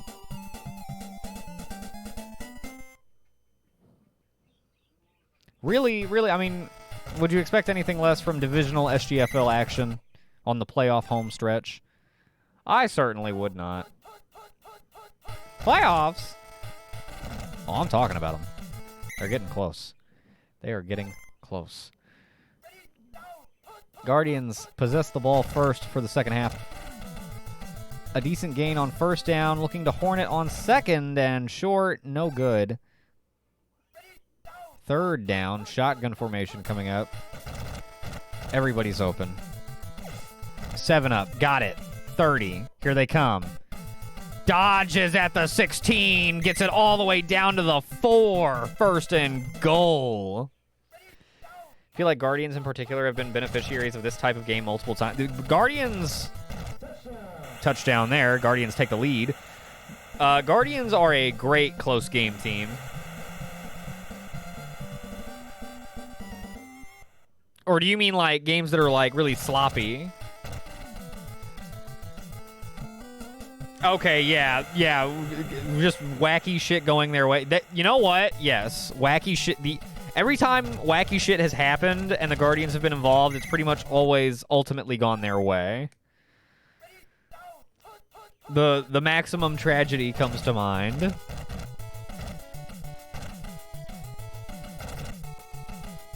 Giant crab, what a run. Good scramble into Guardians territory. This is the first time they've trailed all day. They were up 10-0. They've given up 17 unanswered points, and they're stepping right into an absolute Radiant sack. My goodness. Giant crab, everybody. Play action. Rolling. Kraft dinner. Threading. That's a gain. 3rd and 5 coming up. They're probably in field goal range, but I don't know. He should have had that last one. Suckler has it. First down. Dragons keeping the drive alive. Toss. This is the reverse. Sob. They don't see it. Now they see it. Is it too late? It's a little too late. It's a first down. First and goal at the 9. Motion. Hand off. Sliding between the tackles for a gain of a few. Maybe only a couple, yeah. Gonna pass, gonna throw. Sob, touchdown! Nice catch. A pretty well contested ball, but a nice choice by Giant Crab and a really good catch by, who else? Slippery Sob. That extra point will tie it up.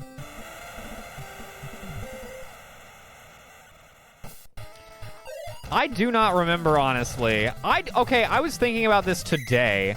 Why did Collector's down. Why did the Dragons draft a running back first overall when they do not like to run the ball?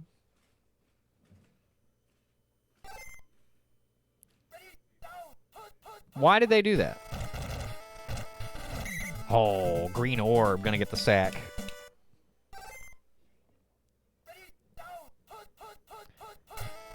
Second and long coming up. But yeah, I don't. Ooh. Risky pass, incomplete. 3rd and 19 coming up. I guess Rotting Carcass, I remember getting a lot more carries. That's going to be a 4th and 20 and a punt, as they have nowhere to go. Running it up the gut on 3rd and long. They'll actually lose a yard. But no, yeah, they did run it a lot with Rotting Carcass. Rotting Carcass leaves, and then now they draft a highly prospected running back, and then just don't run with them. No, Fett's there, yeah. They just refuse to give him like hardly any carries. Mountain Dew over the middle, got it. First down, and then some, to the 46. We are in the 4th quarter. We are tied 17 all. Dragons possess the ball. Handoff goes Django Fett. There he is. Okay, okay. No, they've ran that play a couple times today. He ran that just a little bit earlier. Saab. Oh, incomplete!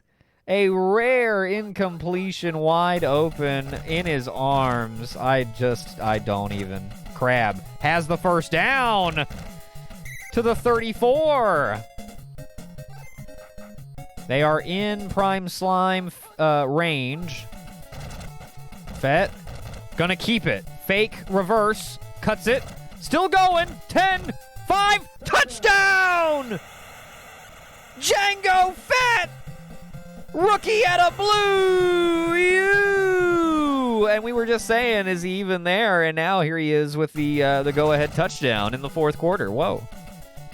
We were just wondering where he was. There he is. Can the Dragons defense do a thing? This is crazy. Are they eliminated with a tie, or are they still in? They're still in with a tie. Oh, definitely. They're still in with a tie.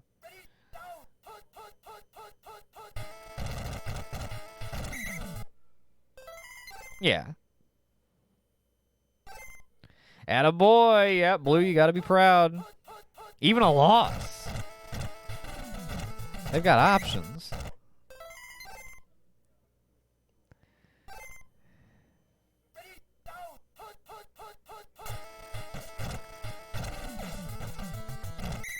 Cherry 7 up, nowhere to go. Fourth down and 16. This may well be it.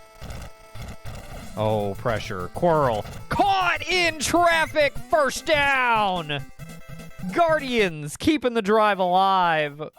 What a catch, dude. It's pretty stiff traffic, too. Hornet got it. Open on the right. Down to the 21.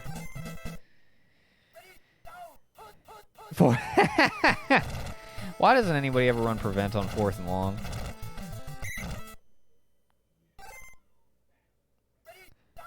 Second and 5 from the 16. Hornet. 7 up. Got it. First down. To the 10. That's going to be first and goal. Shotgun. They're going to throw. Hornet. Got it! Touchdown, Guardians. Extra point will tie it up. How much time is left? 48 seconds. That's pretty good. We're looking at a likely tie. Especially with that nice kickoff. That's a good kickoff. From the 6, coming at 2. Oh, you get 1, maybe 2 plays. If they can get it in field goal range in 1 play, then I mean... Nope. 1 more play. This will be it. Last play of the game. 75 yards for the win. Suckler has it. Oh, he's going to be tackled easily. And that'll do it. A tie ball game. Not what I saw coming between these two. 24-24. That is our 4th tie of the year. Each of these teams' first tie.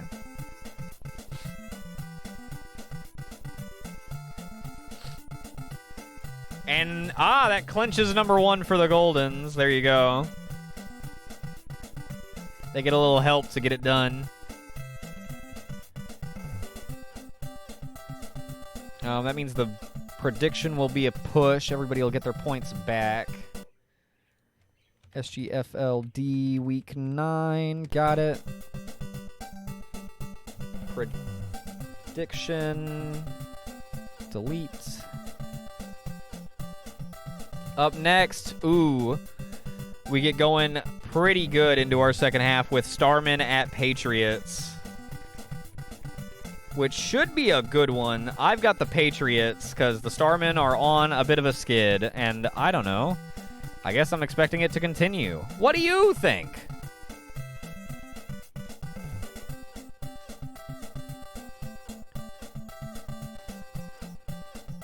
NANI? Very surprised Dragons Guardians ended in a tie. But hey, that's the way it goes sometimes. Dragons honestly should have won, and then they ended up giving up 17 unanswered points. They then score 14 points themselves unanswered.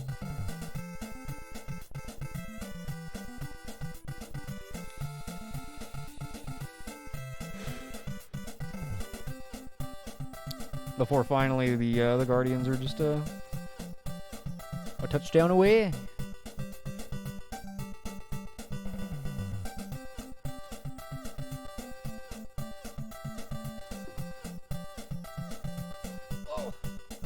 Sorry, I was plugging in my vape. That was blue. That was a pretty wild ending. Django Fett got a little action. Literally a little. Why did they draft him first overall to not run with him? I thought it was gonna just be a thing week 1, but it has been a thing the whole season.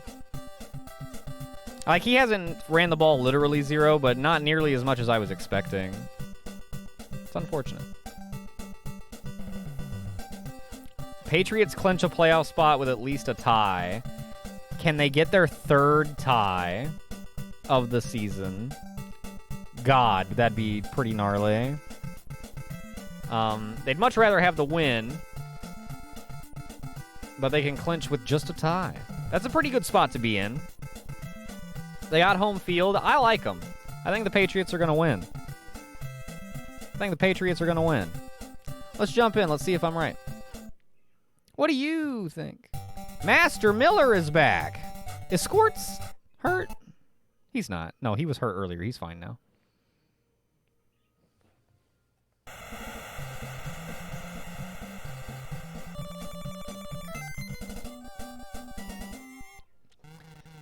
These two played very tough in their first game of the season back in week 3. 28-27 Starman was the final of that ball game. Starman will start this one with the ball, and a nice return by Zally. Zally quit it. Down to the 21, Zally Tora.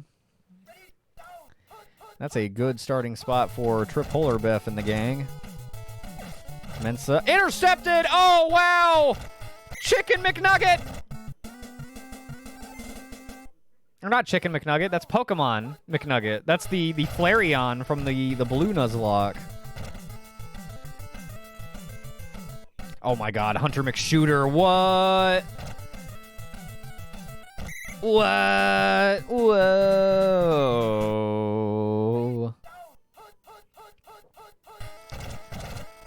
Montrip.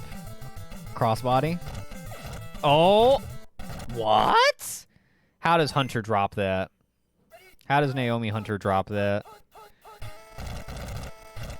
Montrip rolling out. Everybody's covered. Gonna throw for Emmerich anyway. Incomplete. There's that crossbody throw. Loading up the right side. Hunter. Oh, that's way off target. And they will have to settle for a Meh Sandwiches field goal.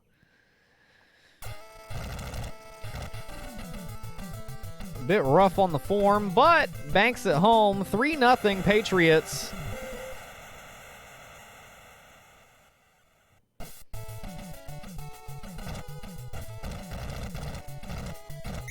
All right, Trip Hollerbeff was picked off in the flat immediately on their last drive, their opening drive. We'll see if they can, uh-oh, blitz coming. Looking for Jiplat. Incomplete. I think that was only Trip's 2nd or 3rd interception of the season. Mensa, left side. Plenty. Still going. Easy. Easy, easy, easy. First down for the Starmen up to the Patriots 35. Play action now. Mr. Saturn got him! Tackled just shy of the goal line. Half a yard. Handoff. No! QB sneak. That's the time to do it. Trip Hollerbeff gonna spike this one. And that'll give the Starmen the lead. That's why they got that thing in the playbook. For just such an occasion.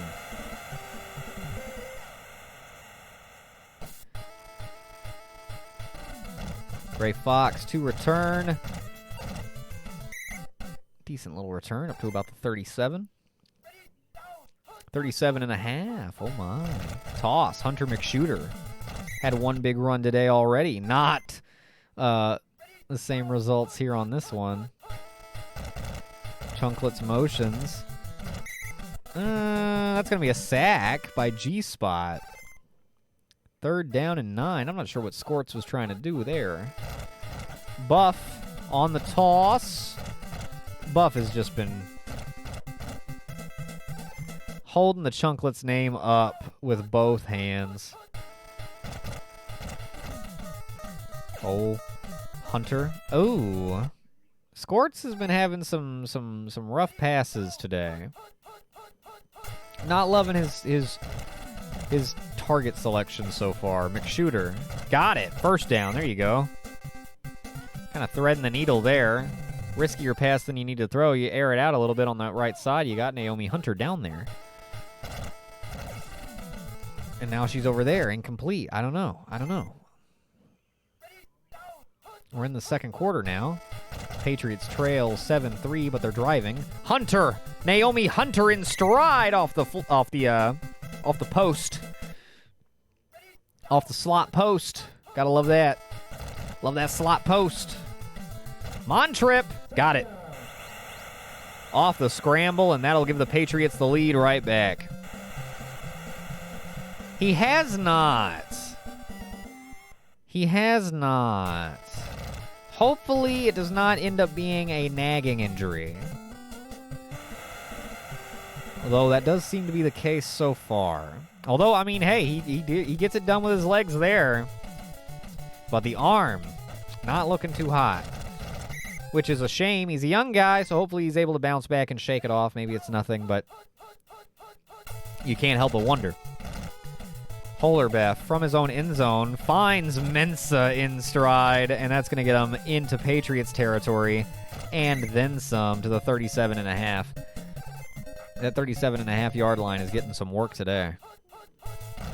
Hollerbeth on the QB sneak. If it was a pass, it would have been a sack.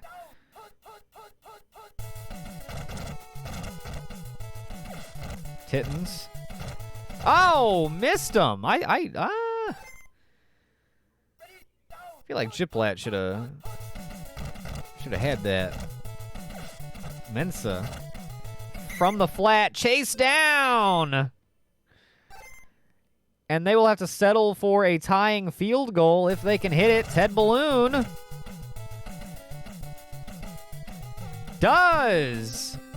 Lines up on the right hash, banks it off the left upright. I like it. We've got a tie ball game, 10-10.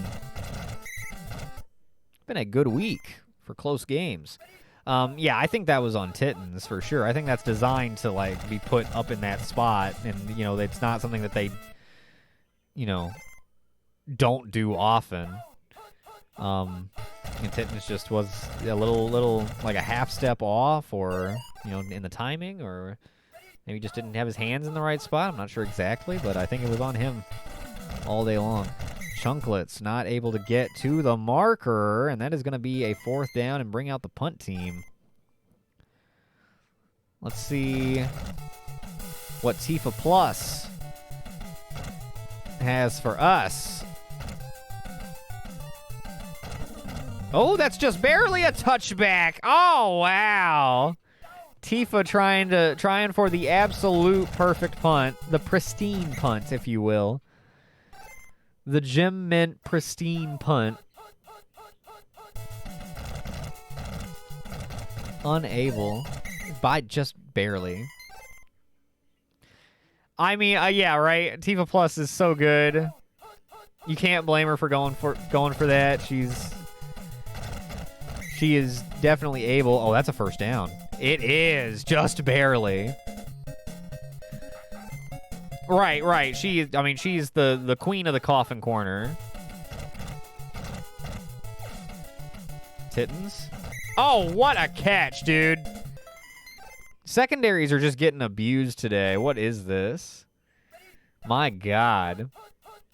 I think it's crazy that the Patriots have 2 fewer wins, but as many losses as the Patriots. I mean, as the Starmen. Touchdown. Musty Pitts with the go-ahead grab.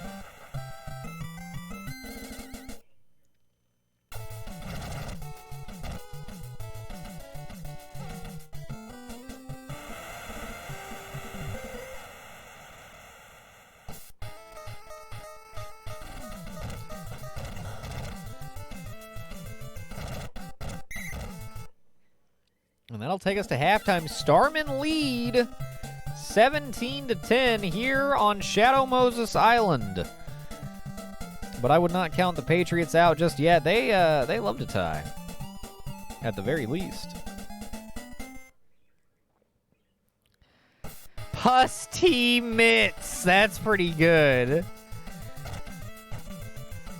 Oh, man. Oh, that's a good kickoff. Gray Fox does what he can with it. They're going to start in the danger zone.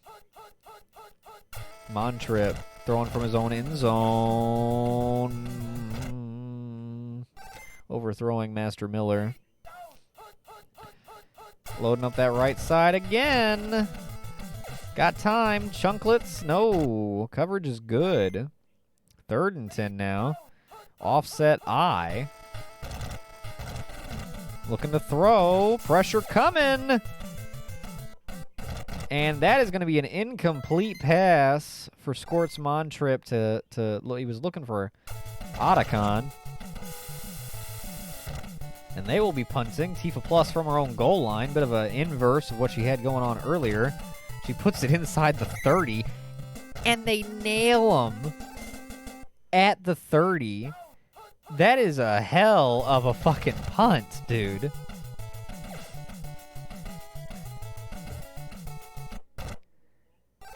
Starman still start at their own 30, which is not bad, but dang. Dingbo Roach Seed. That's pretty good. Dingbo Roach Seed is pretty good. That, oh man, that's got good mouthfeel. And there goes Dingbo Roach Seed. Trotting into the end zone. Yeah, I like that. Dingbo Roach Seed. Roach Seed sounds like some backwoods fucking name.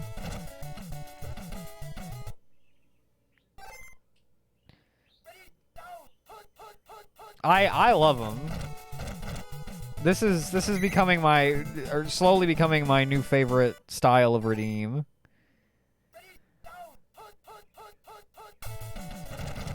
It's the perfect blend of everything. Oh, nice throw. Mr. Saturn. No, Musty Pitts again. Wow. The tight end getting some action.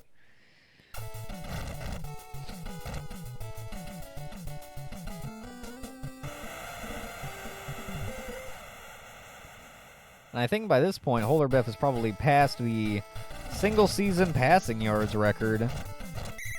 He was on the precipice of doing so last week, and surely he has already done so by now this week. Nazmo King credited with the sack there, and the Patriots in a bit of a hole here in the second half.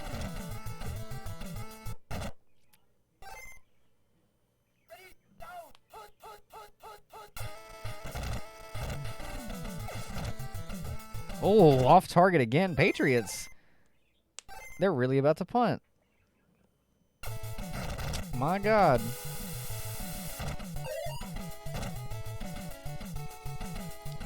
Tifa Plus is getting down there. Whew. They pin them back at the 15. Patriots defense needs to step up in a big way, or this game is going to get out of reach. That's a first down. Nicely done. Old bread and butter play. Oh! Fat Kage. Bringing them down.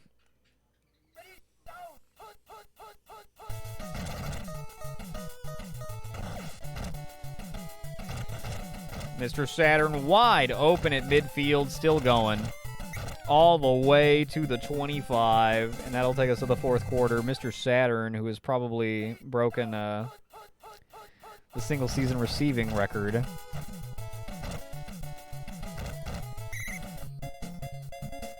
By this point in the game.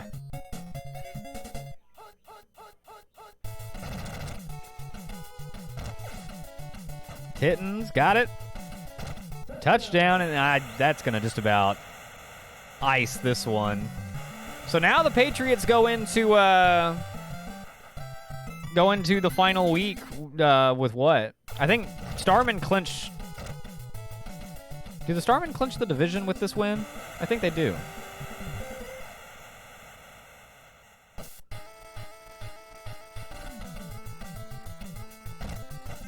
And then the Patriots, they need to win next week, or can they still just tie? Or does it depend on what else happens today?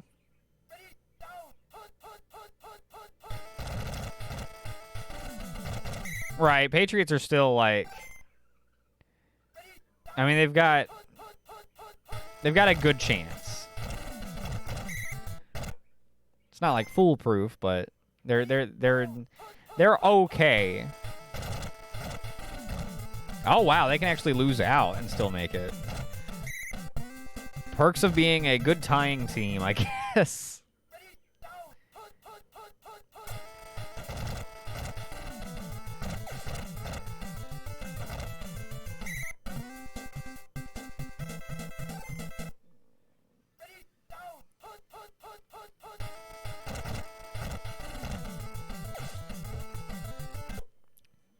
The crossbody bomb. That's it. This is not a good game for the Pats. Well, I mean, I don't know. Clem Everett on the sack. Love to see it. No! You hate to see it! Oh my God, he's down again. And Kryle Asgryle comes into the game for the Patriots once again. Oh my goodness. Skorts Montrip knocked out of the game again. I think that gives some credence to the fact that maybe that previous injury from earlier in the season was bothering him. Emmerich gonna break away for a touchdown on the one and only pass by Kryle in this game. Okay, Kryle. You still suck, though. Oh, man, that sucks for Skorts, dude. Even if he's still out next week, he'll be back for the playoffs should they qualify. Oh, wow. How did they not get that onside? That was such a good onside attempt by the Patriots. That was how did they not get that? Great effort by the Starmen to secure that. They should not have had that. That's crazy. The one guy underneath all those Patriots managed to get it.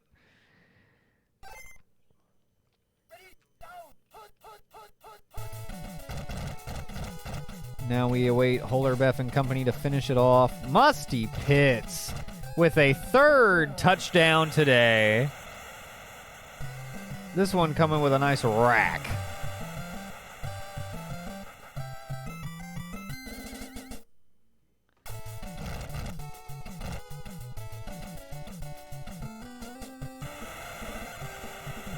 Dingbo Roach Seed. Like, I can't wait for him to be on a team, dude. Dingbo Roach Seed. Like, that's a guy that's going to go by his first name. I already know. He's going to be Dingbo. Anyway. Y'all, I heard about this hot new prospect at Blue University. His name's Dingbo Roach Seed. And he is hot on my mind right now. Clem Everett trying to injure 2 quarterbacks in one day. You can't do that, Clem. It's literally impossible, but keep on trying. No, she's great. She's great. Does a lot of work in the four-side community. Clementine Everett. You know, if that's his destiny, maybe he'll be a minor league all-star. There you go. What ends up being probably our most one-sided game of the day so far. 38-17. Starmen handle the Patriots with ease, and they are up to 7-2. Back in the win column they go.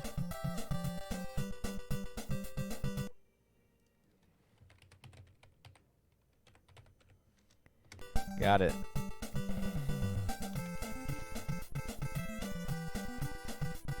Congratulations, Starman betters. Thank you, everyone who bet. Coming up next, we've got Umbrella at Imposters. 3 more games to go tonight. I think all 3 of these are good rivalry games. Well, I mean, every game has been a good rivalry game, I guess. But these next 3 are all, you know, fairly marquee. Especially in given context. Imposters, Umbrella.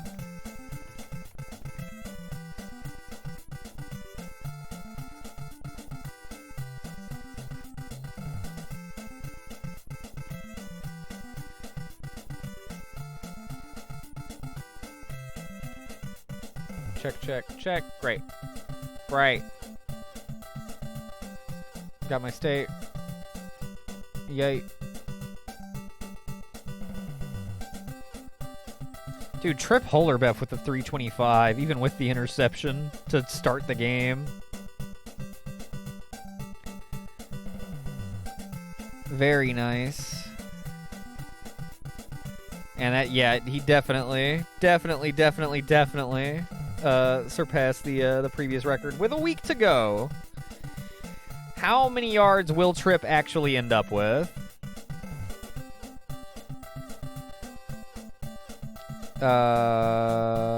Boop.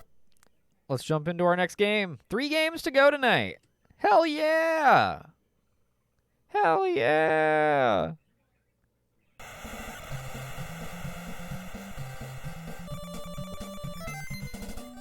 Ooh, Imposters in the blackouts. Looking very cool.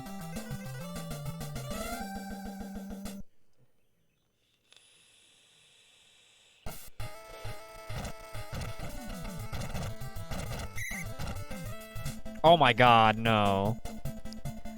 Sleep Foo injured on the opening kickoff. And that's going to put Elway the 5th in for kicks and punt returns.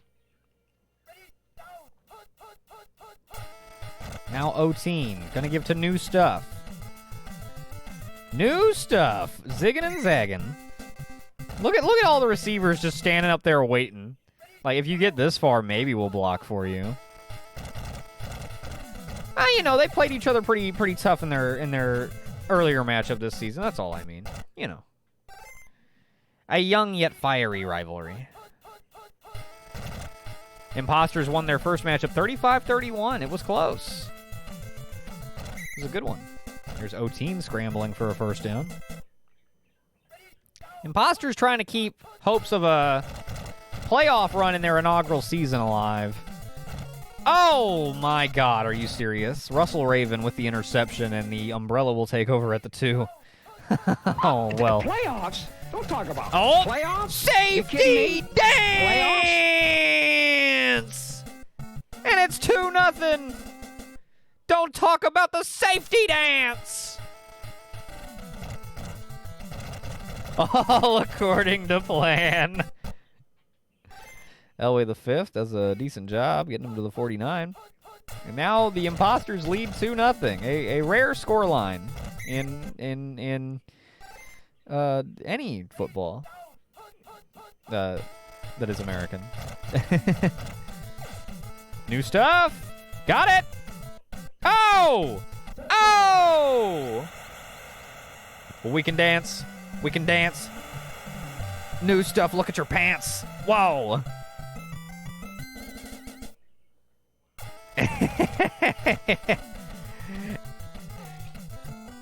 Would have been a good scoregami. God, how long will it take for us to have a 2-0 game?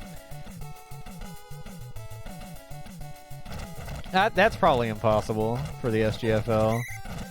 What's our lowest scoring game again? It's still like, I think it's still like 20 collective points. Or almost. 17-3 is down there. 12-0?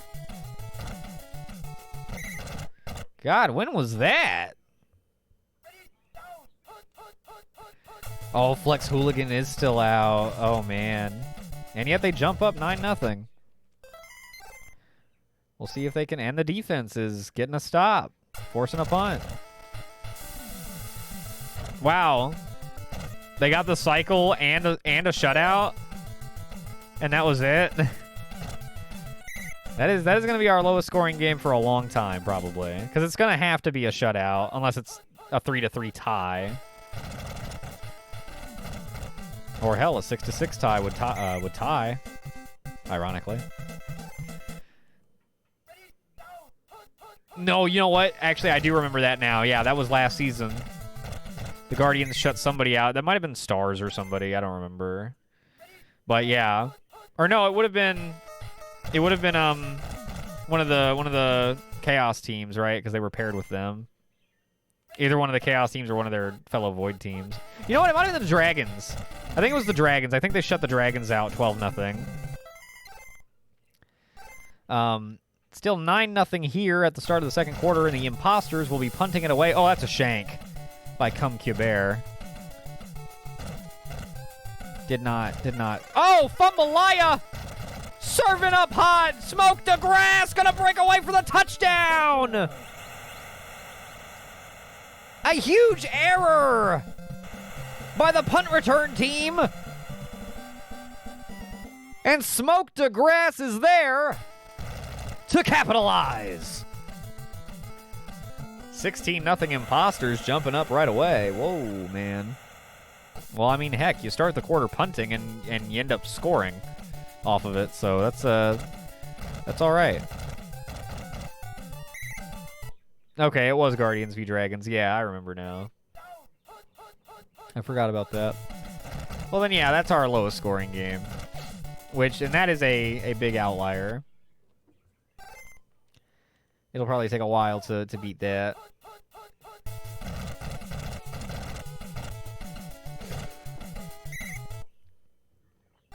Third and 5 coming up for Umbrella. They need to get something going. The hole is getting pretty big. And there's nowhere to go. They will be punting it away again. Annette Birkin, who also used to play quarterback for Umbrella.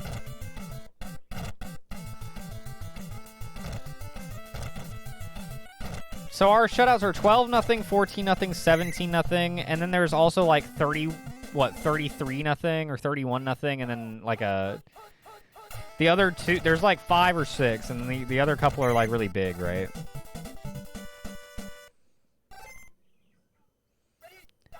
Shutouts are uncommon, although one is in the works here.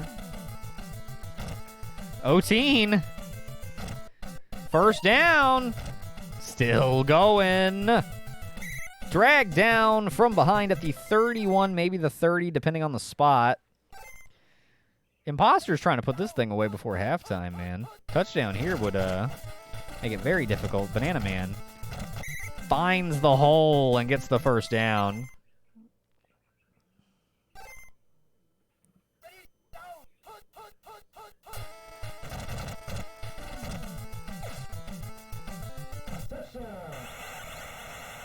Who is it? New stuff. Touchdown Imposters, and they extend their lead again. We might have another shutout working. 23-26. 31 times 2, 34, and 40. Whoa, we have more shutouts than I thought. I guess every time one happens, there's more, but I have officially lost track of how many shutouts we have. There's more than I thought.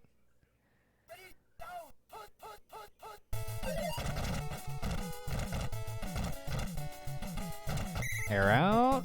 Good enough for a first down. Umbrella trying to get on the board before halftime. Just, anything.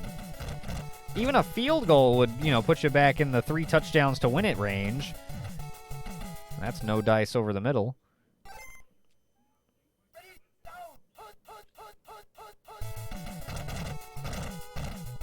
Sponge Rob gonna scramble. Oh, Sponge, go down. There you go. in field goal range, and they will call a timeout and then bring Wesker out to kick the field goal. This brings them back within 3 scores with a whole second half to play. I guess they'll take it. They're not getting shut out. And Elway the fifth just needs to go down, and we will go to halftime. 23-3, Imposters with the big lead at home. Hometown crowd loves it. They like it, and they want some more of it. We'll see if they can get it. Ba-ba-ba-ba. You know? Yeah. Yeah. Umbrella does get the ball first to start the second half. That's... Oh, man. Fumble recovered by the Imposters, undrafted. Who was, in fact, drafted. I'll have you know. And when it rains, it pours. Rita got it. Touchdown. Oh, man. Well, the Imposters are going to keep their hopes alive. Umbrella's going to have any outside shot. Now that's a Chris Jinx. Man, you telling me. Oh, boy. Anyway. So, Umbrella didn't have much of a shot at the playoffs anyway, and this will put it completely to an end, while keeping the Imposters very much alive.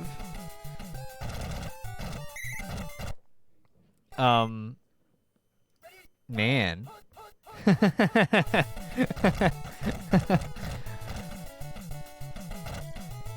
If I'm the Imposters, I'm thinking, man, we needed a game like this. We did.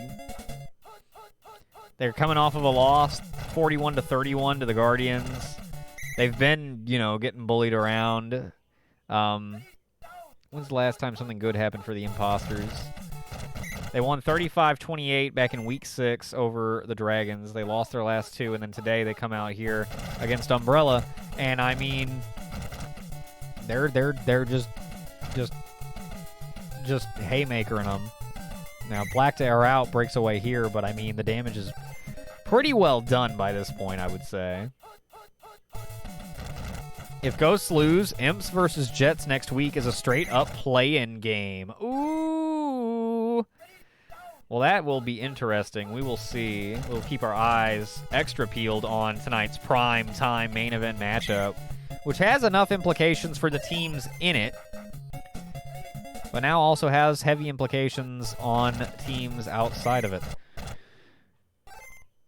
God, I love, dude, it's not just the last week of the SGFL season. It is the last 2 weeks combined.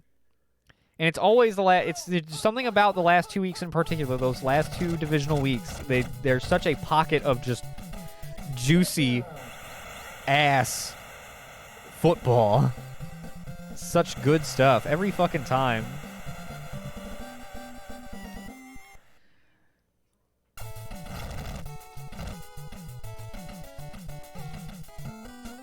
It's just Bill Differly.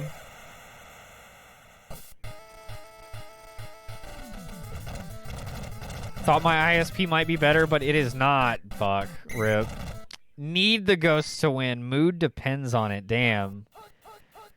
Send them your energy. They will need it. They've got a tough ask tonight. They're traveling into Snowden.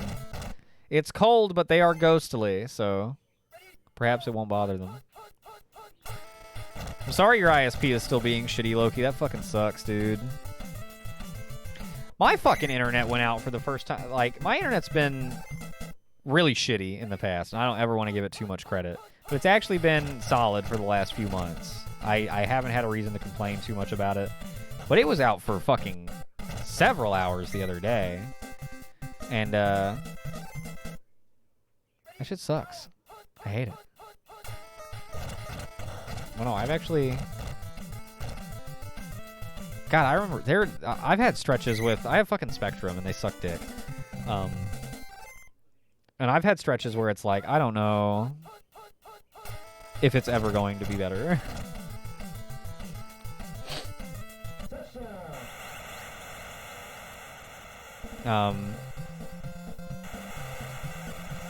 There's a touchdown on the scramble by Nick O'Teen.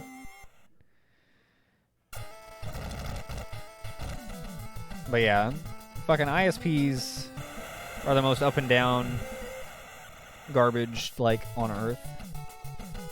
I feel you, dude. I hope it starts working soon. Maybe holidays are choking it up. I don't know if that would be a thing. Geff Runtle, another special teams fumble. And the imposters are going to capitalize, I think. Uh-oh. Do you have a second team? Yeah, do you? Never a bad idea to have a backup team.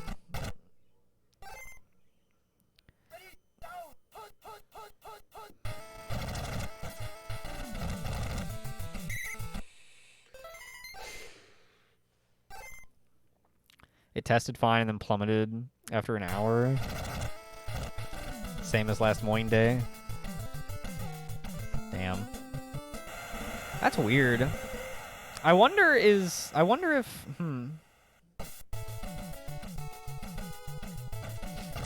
if it's like the game, which it doesn't look like it would be. Like the game doesn't look very intensive, but like maybe it secretly is or something. Because I know certain games will make your stream tank out if you don't, and then like, but if you fuck with the settings, like lower the settings, it fixes it. I doubt that's the reason with what's it called, football game, because it looks like Out of the Park, and Out of the Park works fine, but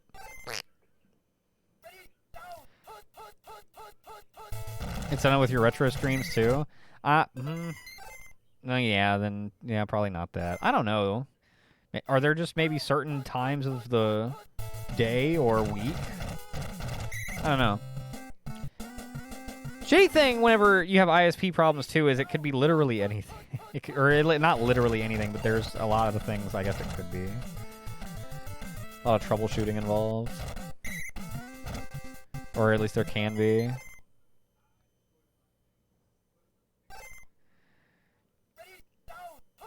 Oh, yeah. Cheb makes a good point. That would suck. Freddy Flambe on the sack. Freddy Flambe. Let me see. I kind of like these imps with their new identity. Yeah, the imps are cool. I'm digging them. We'll see if they can finish that playoff push. Man, they're getting some field goal warm-ups in. That's going to be a miss. Yep, wide to the right. Sorry, Jackson.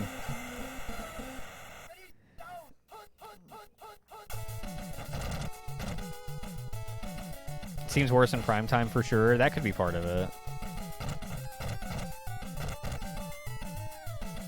The support people told you it was stuck in 4G.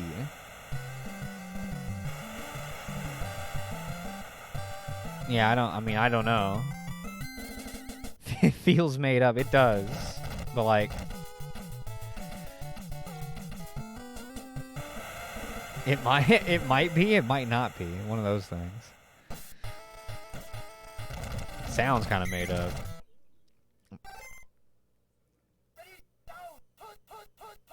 Can they unstick it? I don't know. Anyway. Yeah, imposters came to play today. They always show up for Umbrella. 40-17 imposters living the dream today. Home crowd gets a good show. And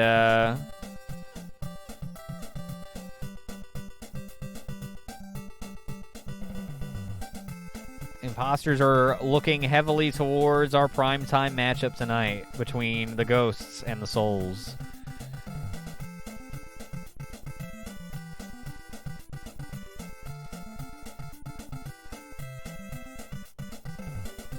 Yeah, I feel that, like I don't want to root against the Ghosts, but also a Jets Imposters play-in game would be really tight. I love those last week of the season play-in games. Seems like we always end up with at least one of those.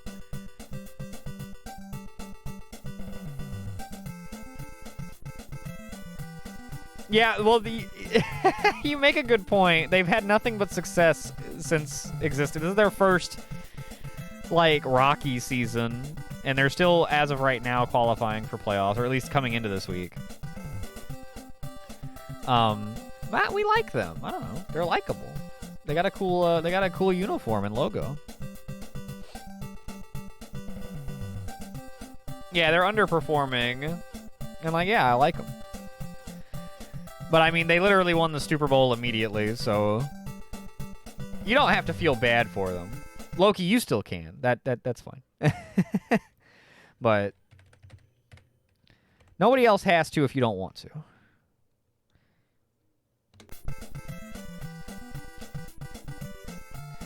That is the thing. At the end of the day, somebody is gonna have to lose, so someone else can win.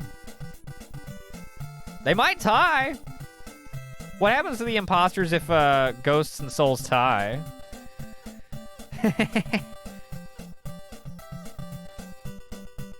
That's true. You weren't here when they won it all, and they lost the Silver Showdown last season. Or no. They weren't even in the Silver Showdown last season.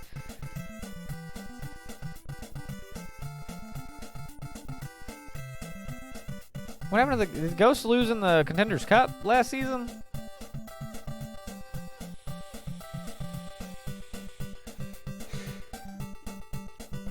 If ghosts tie, then weird things happen.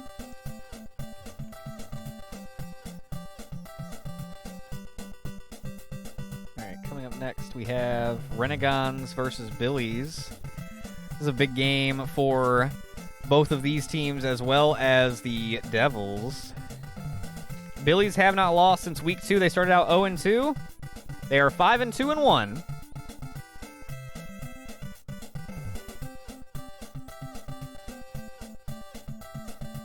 Trying to finish off winning that division.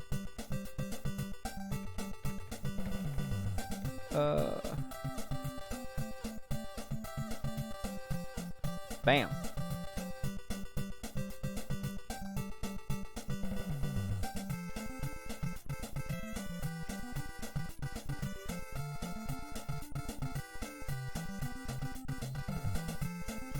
Oh, geez. Okay, if there's a tie, a lot of shit can happen.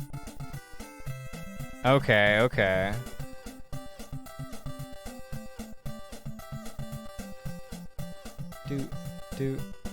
Renegades versus Billies. Ooh, Billies are in first place in Chaos. This is a game for first place in Chaos, essentially.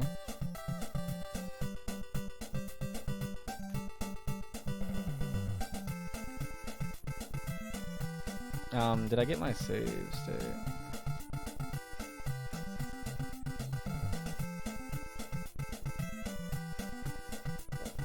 Got it. Okay. I have to piss. So let's hit the stoop real quick. And when we come back, we'll do our final 2 games of the week. They are going to be some good ones. We've got Renegades versus Billies coming up, and then, of course, Souls versus Ghosts. Big games in the Chaos and Void divisions, respectively, coming up when we return. We have tough enemy and blah, blah, blah. God bless it! About as close to the end zone as they can be. Hand it to Goris, hand it to Goris, hand it to Goris, hand it to Goris, hand it to Goris, hand it to Goris. Goris, break it, break it, break it, break it, break it, break it, break it, break it. Keep going, keep going, keep going, keep going, keep going, keep going, keep going. Keep going, keep going, keep going, keep going, keep going, keep going, keep going, keep going, keep going, keep going, keep going, keep going. Yes! The unbreakable record! Previously 97 yards by Mr. X. It does not get any longer than it just got. 99.9 yards. Goris! Scorus! There's one where a kid became president and passes a bunch of crazy laws, like no adult doctor. God damn it, Korkop! Korkop, Oh, shit!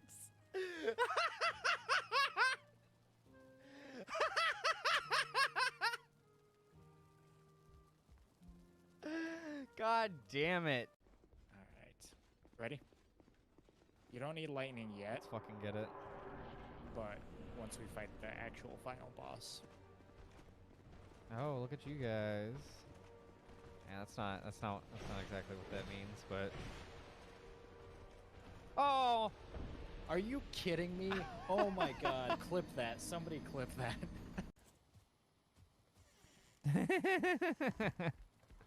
no! The ground is shaking! No! Ah!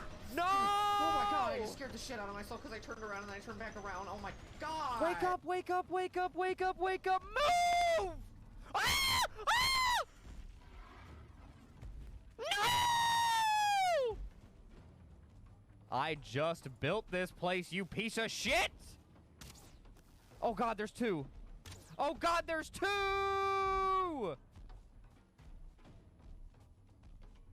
No! No! God damn it!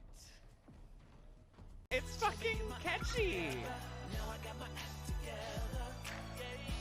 Now I made it through the weather. Better days are gonna get better. I'm so happy. Carbonite is gone. I'm moving on. I'm What so up, Wolf? happy that it's over now. The pain is gone. I'm putting on my shades to cover.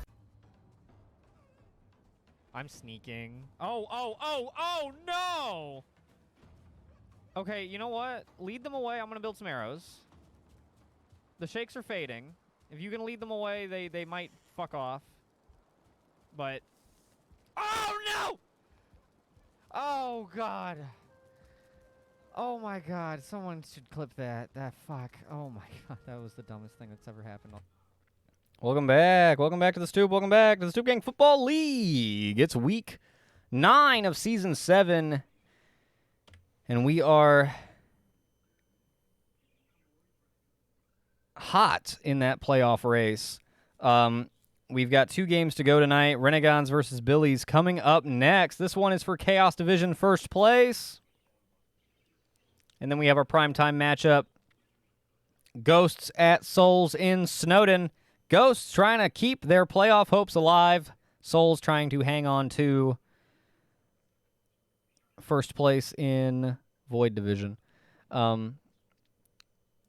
Let's jump in. You say dragons are eliminated now?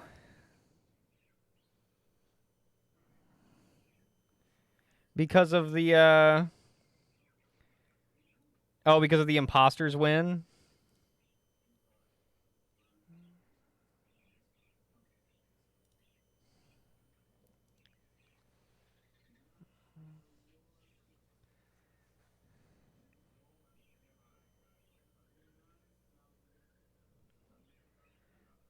So that means 4 teams are eliminated? Yes, next week is last week of regular season, week 10. Week 10 out of 10. And then we have 2 weeks of postseason. Week 11 will be playoffs, everything up through both Silver Showdowns. And then week 12 will be All-Star Game, Bronze Bowl, and Super Bowl.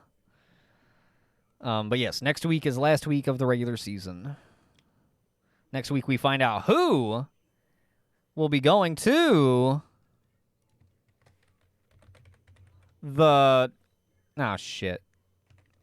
Playoffs? Yeah. What are you talking about? Playoffs? You kidding me? Playoffs?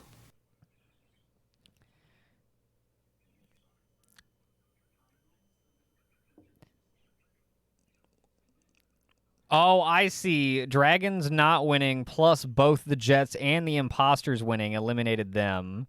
Wow. Dude, what a tangled web we weave, dude. Let's jump into this one. Swiss Tickler back for the Billies, and they're happy to see him. Big game here, big game here. Billies have not lost since week 2. Renegons started out really hot. They've kind of cooled. They were leading the way. Lost their first game to the Starmen, and then they kind of... Or no, they lost their first game. When are the Renegons? Oh, they lost their first game to these Billies, 21-20. That was what started the Billies' winning streak. Or positive streak. Jets are back to 500 after 0-4. Oh, man, I didn't realize that. That's nuts. We did not touch on that enough. That is nuts. How the hell? Well, with that tie, they're technically over 500, are they not? That's even more nuts. Tassoni? Whoa! What a catch by Tassoni. My God, but yeah. Oh, I guess does the... Well, but for win percentage, does that not... Because the tie counts as half of a win.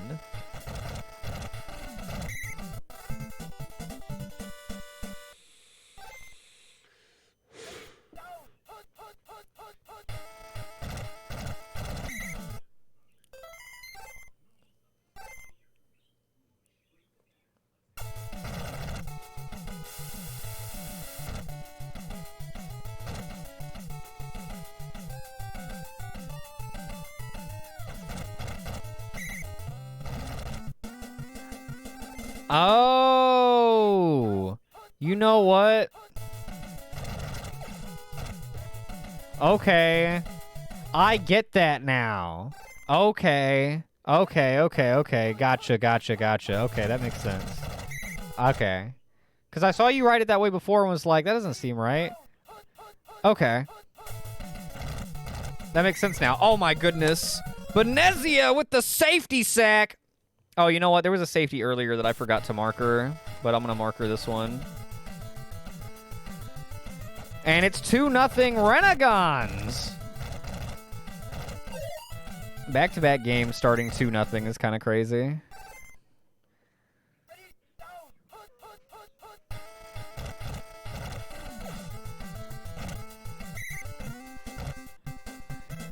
Can the Billies defense stand up again? They were able to get a stop earlier.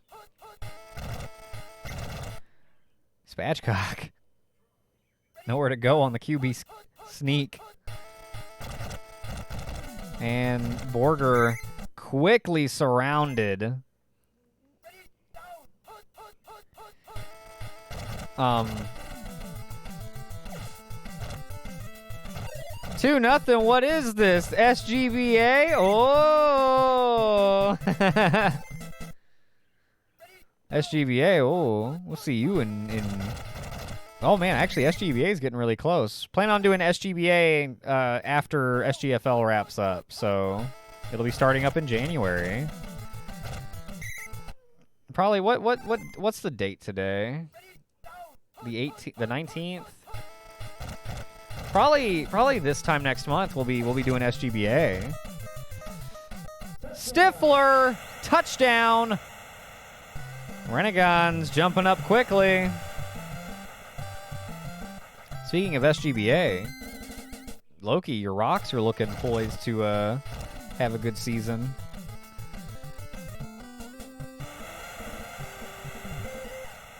And of course, Graham Golden, drafted first overall out of your university by the Robots. The winless Robots, looking to change that in Season 2, no doubt. Speaking of looking to change things, Billies are scoreless so far in this one. Looking to change that. Looking for Narton. Got him in double coverage. Had a man in his face as he was throwing. Roni Tomo is pretty cool, man. That is a handoff to Tallarico, who's been a kind of up and down rookie for them. He's definitely hit a stronger stride in the second half of the season. Speaking of guys coming out of Loki University, there goes Tallarico again. But yeah, he had a rough start to his season, but I think he's gelled, he's solidified, and he's picking up back-to-back first downs for him here. Heavy pressure, fumble! Strip sack! Renegons have it! Grunt! Oh my god! A critical error in the backfield leads to the Renegons taking over. Limple. Oh my god. Guinness World, yeah, it would be his, what, 10th, 15th? However many. He just kind of throws a number out there. Second down coming up. Billy's defense needs to make a stand. Renegons looking to put their foot on their throat and press. Limple. Incomplete. Good coverage down the field on first and second down. Third down coming up. Hamtalland, I mean, he can make it from 68, but he might miss it from this close, so you know. Oh, but they can't contain Spatchcock, who scrambles to the 14.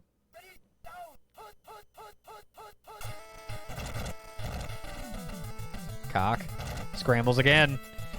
Gets a block. Touchdown. Renegons. Spatchcock is running off, dude. Spatchcock is running off, dude. 16-0. The Billies are billying it. Maybe they heard that winning would keep the Devils' playoff hopes alive, and they were like, we'll clinch it next week.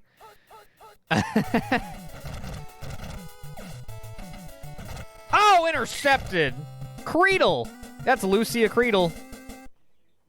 Or, sorry, Trucia Creedle. Not Lucia. The hell? To Sony. Fumble. Tipped back inside. Recovered by the Billies. Sleeve McDykel. Preventing points there might be just enough to keep the Billies alive. They need to get some points of their own. Belly. Got it. You can go down. You can just go down. My God. They can only clinch next week by winning and Renegons losing if they lose here. Ooh. Okay, so they have no reason to let off the gas early. Throw it. What are you doing? What are you doing? That bounced, so it came all the way around the stadium and bounced up the other side. Oh, man, Roni. Madara getting the sack out of Blue U. Gotta love that. And the Billies are going to punt. My God. Not the start the Billies have wanted in this first half. Roni's getting no time. Who gets the ball first to start the second half? That's going to be huge in a game like this.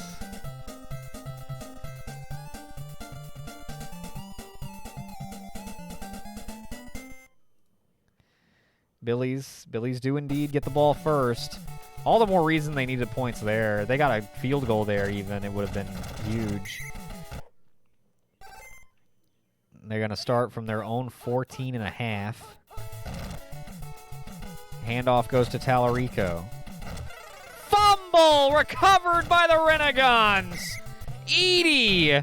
Oh, Tommy T. Oh. Tallarico. Oh my goodness. Classic Tommy T. Vintage. Only thing it's missing is the Earthworm Jim theme.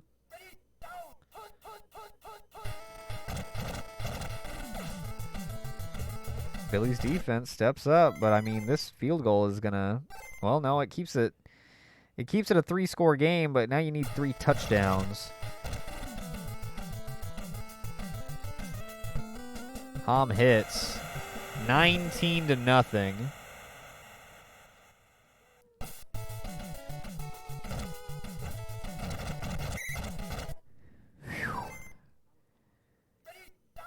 Motion, lots of motion. Handoff. Parlov, who has not been called much today and is definitely the more consistent runner between he and his backfield partner, Tommy Tallarico. Oh, Madara getting another sack. Tomo with nowhere to go.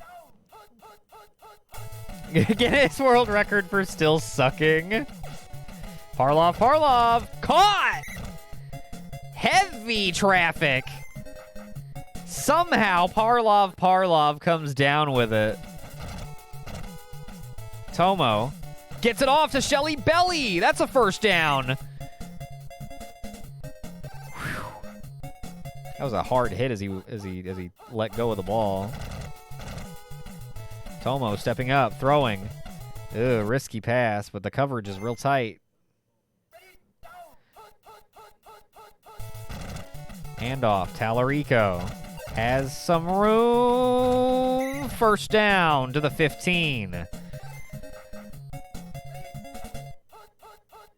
Lots of motion. Handoff, Parlov. Gain of 3. From the shotgun. They're going to throw for it. Pop it in there. Parlov. Got it! Billies are on the board.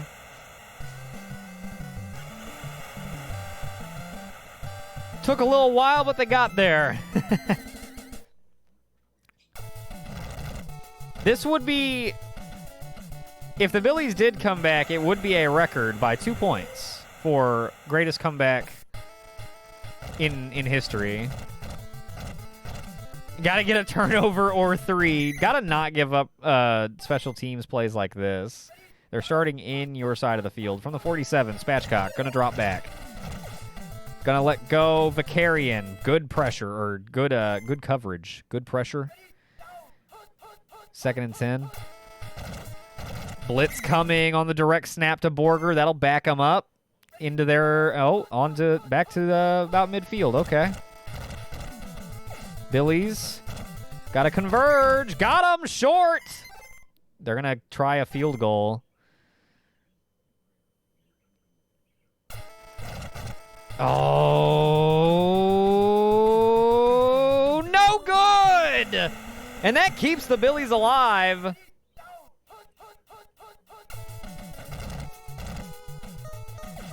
Parlov in stride. 40, 30, they're coming. We're heading to the 4th after this play. He's still going. Touchdown! Holy crap! We're going to the 4th quarter. The Billies are only down by a score.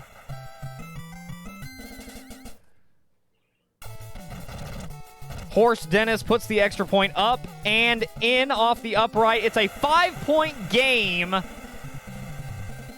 4th quarter begins.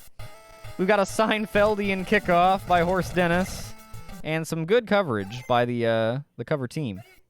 From the 37.5, the Renegades start up. It was a big 3rd quarter for the Billies. They're looking to have a big 4th quarter. Renly Malenrin. Everybody, do the Renegades have any actual fans? Oh, Renly! Renly with the back-to-back sacks on Spatch! 3rd and 30. They're coming again! Blitz! The Billy blitz at the 15, 4th and 33, and the Renegades have to punt. Navigator Presley to pop it up and away, and the Billies are going to have a shot here after being down 19-0.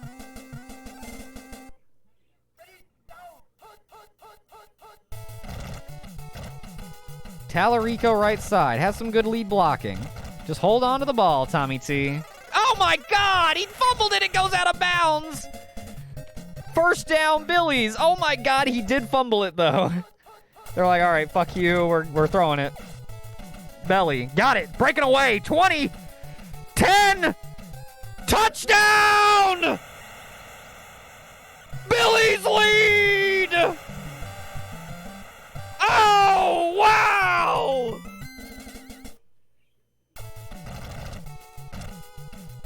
Extra point by Horst Dennis is good. And it is a 2-point game. The Billies are on top. That is a great kickoff by Horse Dennis.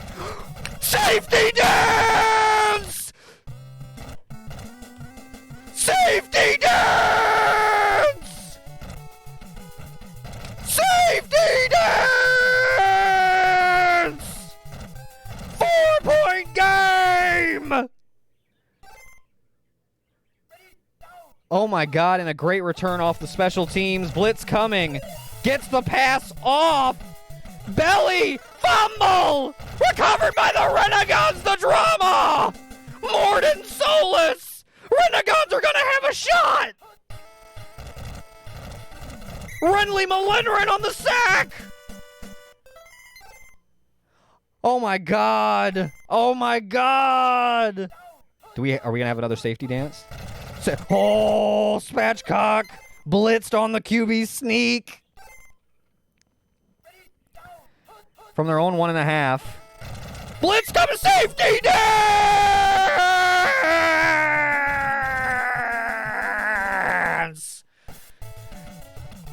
It is a 6-point game! Who has it? Who has it? I wasn't looking. Billies have it!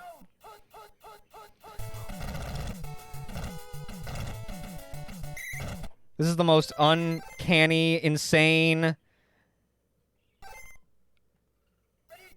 I don't have words for what is occurring here. 3 safeties in one game between both teams. The game started with a safety. It ends with a safety. Uchiha Madara gets the sack. The Billies looking to Horse Dennis to put it away. They make this. It's out of reach. Oh, no. No good.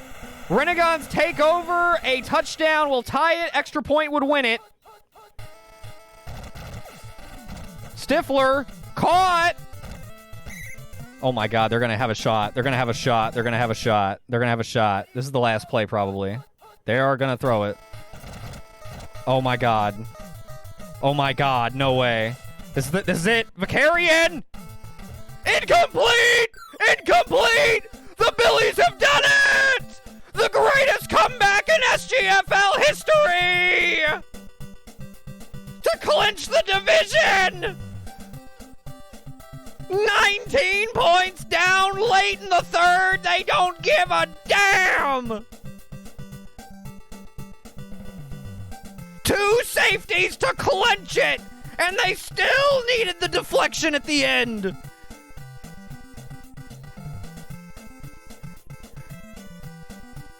That is one of the... Oh, my God! That is the greatest game in Billy's history, for sure. Instant classic. Put it in a fucking can, dude. God. In a week full of good ones... Even with a game to go, I'll say that's probably the best one. Record comeback, 19 points. Billies over the Renegades. What is up with the Chaos Division always having the greatest comebacks?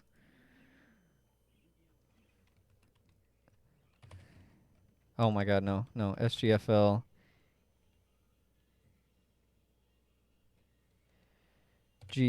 Week 9. Oh my God, dude. What a game. Dennis is gonna fucking cream. Billies have just won the division for the second time in their history. The first time was back in Season 4. And winning the division means they are second place minimum. And they still have a shot at first place, depending on what happens with the Starmen next week.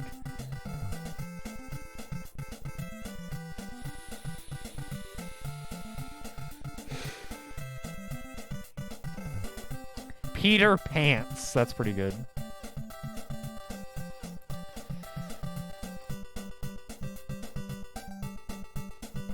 Oh my God, dude. What a game. I've got to mark that in the record book, among other things. 25-19 is definitely a scoreagami.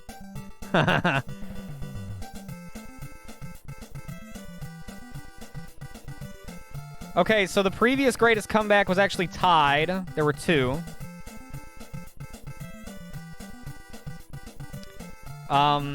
Chosen Undead over the Handsome Devils back in Season 3, Week 8.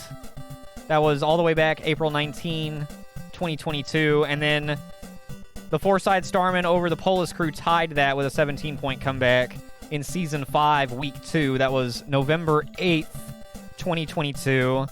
Both of them over a year ago and over a year ago and over a year and a half ago.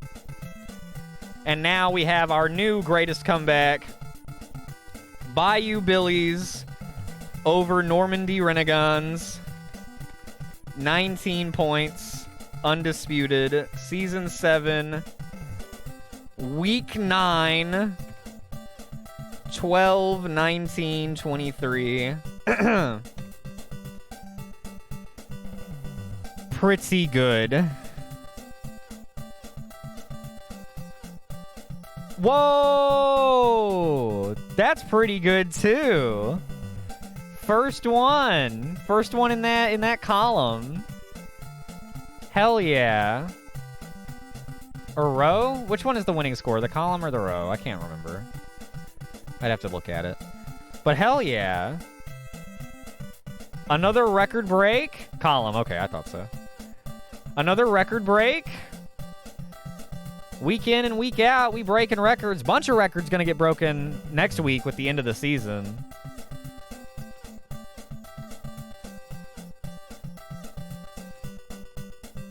Oh, so that was also the first time well, yeah, that makes sense. Duh.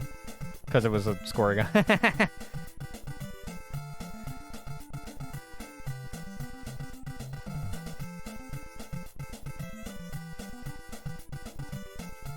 Oh, yeah. True. Nobody's ever had 25 points at the end of a game. Until now. Oh, man. Excuse me. All right. God, what a day it's been. And we have one more game to go. I got my state. We're good on that. Let's fire up the final prediction. Souls versus Ghosts.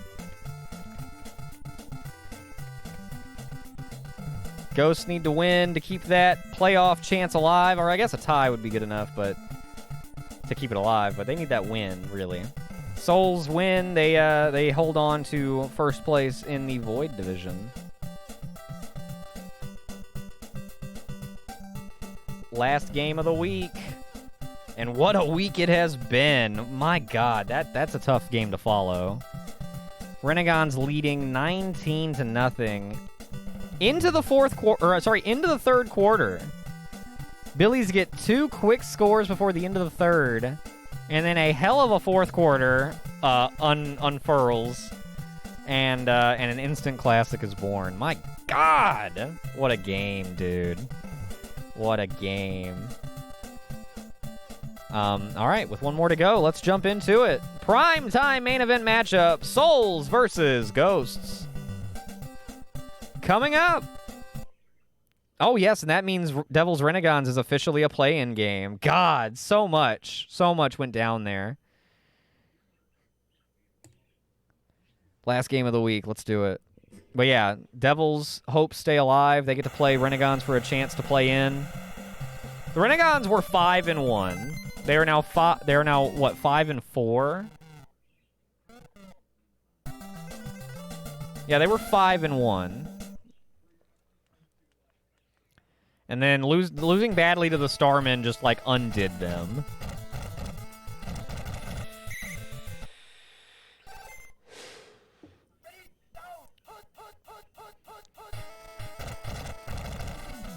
God, so much. Yeah, first time Abunte is not going to win the division with the Devils, but, I mean, with the season they've had, they're just happy to have a shot at the playoffs next week.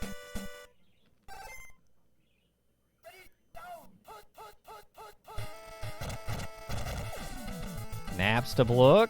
Double coverage is good. And the Souls are going to have to punt. Ghost defense does nicely on its opening outing. He can keep the playoff streak alive, and if once you make the playoffs, anything can happen.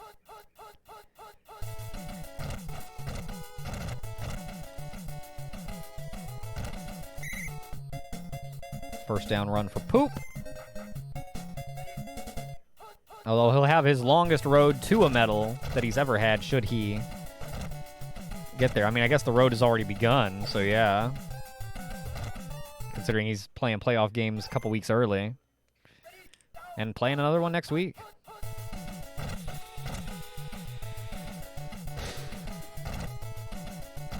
Beetlejuice going to be bottled up on the reverse. 3rd and 8 coming up for the Ghosts.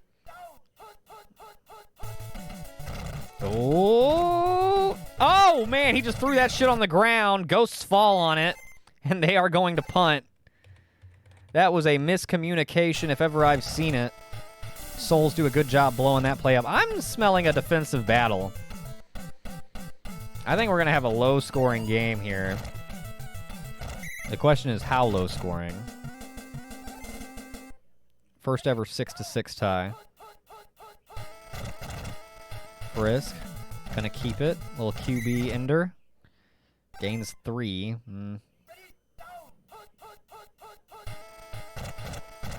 Oh, whoa! Punched loose. Papa! And then the Flying Dutchman scoops and scores! Touchdown Ghosts! And that's gonna be our opening points of the day in this game. Defensive touchdown on the scoop and score. Frisk strip sacked. I believe that was Papa Emeritus, who just absolutely crashed into them and punched that ball loose immediately upon making contact. That was a rock solid hit by a former defensive player of the season, Papa E. Ooh, Papa E is getting really good penetration. But nothing found regardless.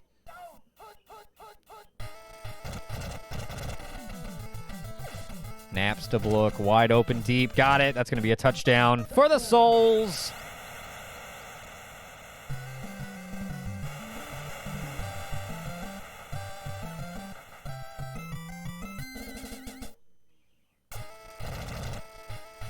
And Muffet to tie it up.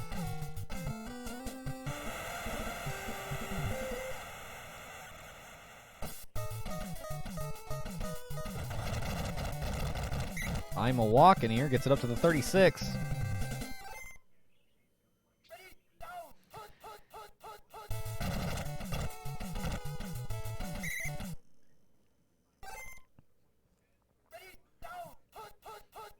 Number 1 defense on paper versus number 1 or number 2 scoring defense. Should make for an interesting game. Kurosawa with the deep ball. Heavy pursuit. Finally caught at the 7. Gonna be 1st and goal for the Ghosts. I'm smelling a handoff to Poop.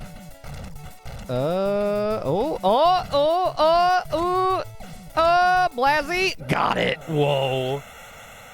Can't forget about Blasi Complex. Straight out of the Central Cheb City Community College of Calculus, Computing, and Cal Science.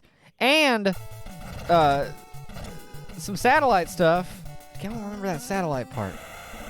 Can't remember the satellite part. Bruce Willis with a nice kickoff. What is the command? The command didn't work the other day. Oh, Fumbleia. Ghosts have it! Nameless Ghoul! And that is 2 big fumbles by the Souls.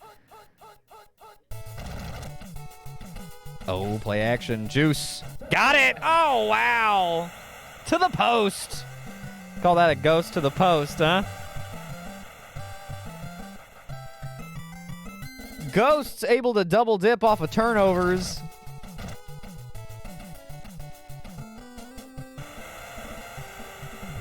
And that's a 14-point lead for them, 21-7. Souls looking a little stunned.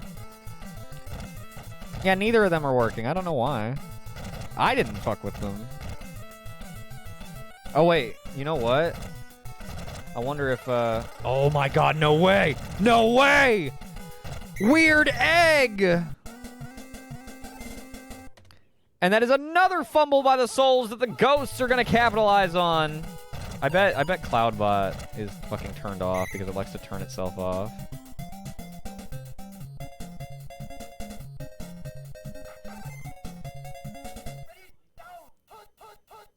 Stop, Streamlabs, god damn. Yep. Try it again, Sheb. The whole other bot was turned off. Like a dingus. 3 fumbles lost. That's gonna be hard to overcome. Especially whenever Blazzy Comprex is balling out off of the flicky tricky. That's 2 TDs for rookie wideout Blazzy Comprex out of the Central Chip City Community College of Calculus, Computing and Cal Science. Wait, the Central Chip City Community of Calculus, Computing and Cal Science and Satellite College of Commerce, Communication and Chemistry. Hang on. Something moved around. It's all right. I have impeccable. Thank you. I have impeccable memorization skills whenever I put my mind to it. It's just hard to find where I put my mind so I can put it to something. Boy, howdy. Oh, Pinky. Oh, okay. There is a missing college. Okay. I was gonna say, I thought you changed it to mess with me for a second there. I was like, that's pretty... No! Frisk is down, and that might just do it for the Souls today, man. Angus Tobias, who also plays for the handsome 69ers in the SGBA, will be checking in as backup quarterback for the Snowden Souls. His one pass is nearly intercepted, and we head to halftime. Central Cheb City Community College of Calculus, Computing and Cal Science and Satellite College of Commerce, Communication, and Chemistry. Commerce, Communication, Chemistry. Commerce, Communication, Chemistry. Commerce, Communication, Chemistry. I like how it's Central Cheb City Community College of Calculus, Computing, and Cal Science. And, like the "and" is all caps. And Satellite College of Commerce, Communication, and Chemistry. I like that the "and" is stressed. Very rough game for Snowden. They came out... Well, I don't know. They came out making a lot of mistakes. Oh, they get a break. Mew Mew with the interception. Down by 21. We gonna see are they gonna break the record for biggest comeback right after it just got broken? I don't think so. With their backup quarterback, I doubt it. Angus Tobias, not who you want out there. He is good for taking sacks, but you usually want that when the defense is practicing during the week, not on game day. Whew. They are determined to run this play, and he cannot do it. 4th and 25 coming up. The Souls are going to have to punt it away. Yeah, they came out making a lot of mistakes, and then they lose Frisk, so any hope... Oh, my God. The punter is nearly sacked. Shiren is thrown to the side immediately after kicking the ball. Somehow a flag is not thrown for roughing the kicker. We'll make a call to Shiren's family between quarters.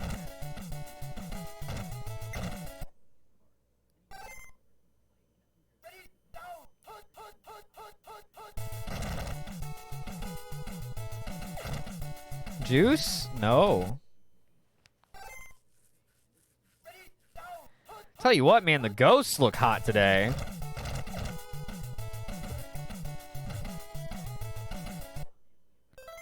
Well, up until this drive. But it seems like they're going to be able to ride a really good first half to an okay day. A lot of time left, but the Souls just don't seem to have anything to fight with.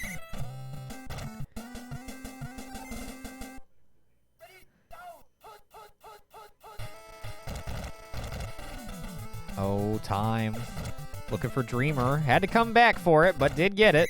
First down. Up near midfield. Up near midfield. I don't have an accent. You have an accent.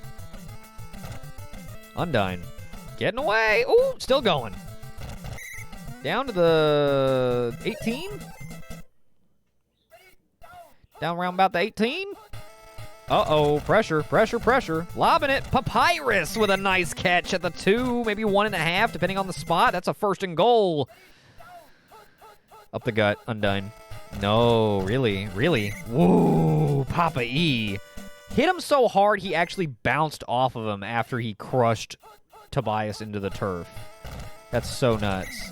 And now a big blitz. 3rd and goal from the 10. Souls looking to get snuffed out by the Ghosts. Can they keep their hopes alive? Napstablook off target. And they will kick a field goal. Muffet gonna put it up and through, and that's 28-10. Papa E tearing it up today. Papa E already injured one quarterback. You can't injure a second one. It's impossible, but that doesn't mean he's not going to try. As a joke, of course. No players in the SGFL ever try to injure anybody. That would be unsportsmanlike and rude.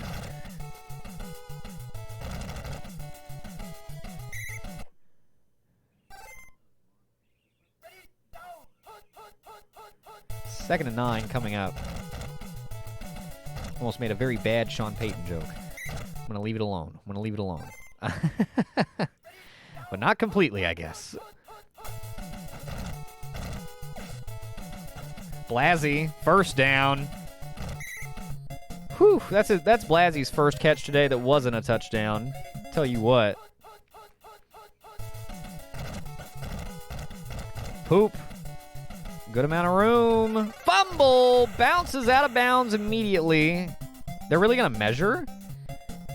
So do they go by where the fumble happened and not where the ball... I've never really paid that much attention before. Well, no, because I know it can... Because you can get tackled and fumble it and then have it bounce. Yeah, it's where the ball... Oh, where the ball went out of bounds. So if it bounces funny out of... Okay, not where it necessarily ends. Okay. Okay, not... Yeah, okay. Because I know I've seen it bounce for the first down before. Like, tackled and fumbled pre-first down marker, and then it takes a favorable bounce, and they get the first down off of it after it goes out of bounds. I know I've seen that.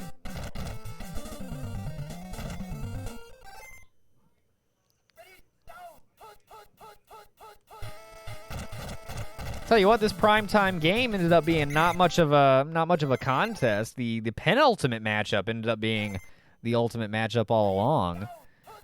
Good game for the Ghosts, I'll tell you what. Oh, Papa E was back there, dude. Jesus. Papa E, man.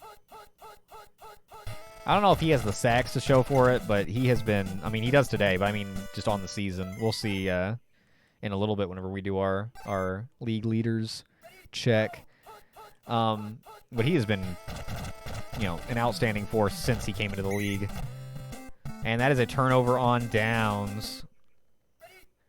Ghosts looking to add on to their point differential. They might need it. Oh! Mad Mew Mew has an interception, now has a sack.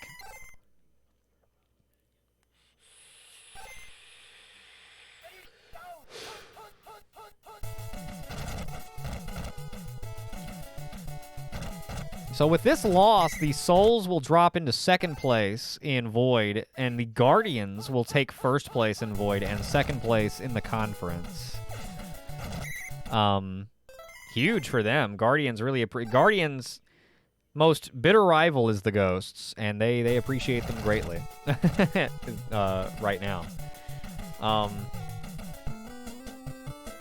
We'll see if they still feel that way next week whenever they square off against each other in Buster Falls. That's going to be a big game. Guardians versus Ghosts in Week 10. Oh, my God. Oh, my God, another fumble. Recovered by the Ghosts.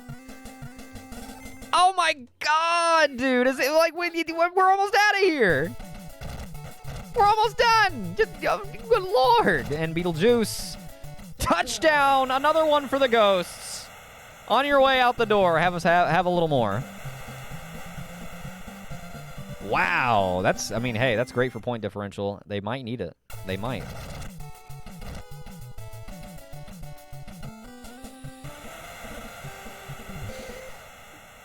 Seriously, dude. I'm smelling sabotage. Internal, external, I don't know. Well, that's an unprecedented amount of turnovers going one way. Truly, truly wild. Let's get that save state immediately. SGFLH week 9. Bam. Settle up the prediction. Loki, your ghosts are looking good. Very good today, man. They needed that. And they're going to hold on to that last playoff spot by a little more than the skin of their teeth, I'd say, with a performance like that. Whew, special teams. Special teams. Showed up and showed out. Oh, my, yeah, that's right. And then Papa E knocked Frisk out of the game. Might have knocked him out of next week, too, which could be very big as they have the Ghosts are playing the Guardians. Souls are playing at Dragons. Dragons, of course, pretty hot. They tied the Guardians. Although they are eliminated, so they can only play spoiler.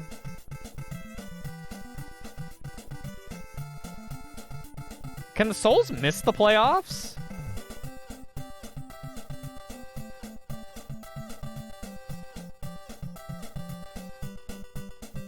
This is shaping up to be a very interesting week 10.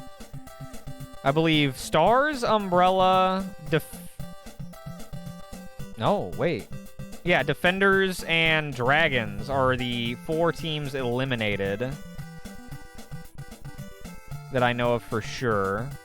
We'll get the Cheb check on that.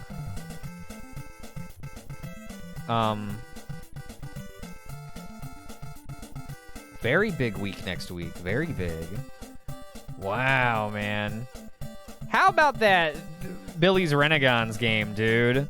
Greatest comeback in SGFL history. We have a new one. It took over a year, which in SGFL time is a long time. That's a long time for that record to hold. I mean, it was set over a year and a half ago, and it has been over a year since anybody tied the record, and now Billy's break the record with a 19-point comeback and a just wild fourth quarter. All those safeties and just everything. And then Renegades even still get a Hail Mary throw to the end zone to their best receiver, although Sony Garris arguable.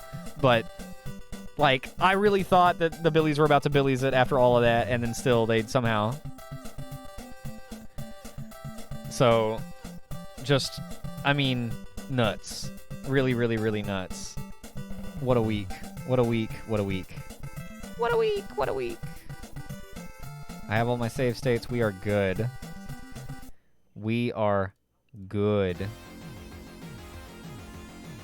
Dragons, Umbrella, Stars, Defenders, and Undead are all eliminated. But 11 teams out of the 16 have something going on in Week 10. Some more than others, of course. Golden's clinched first place in the conference, not with a win, but with someone else's loss.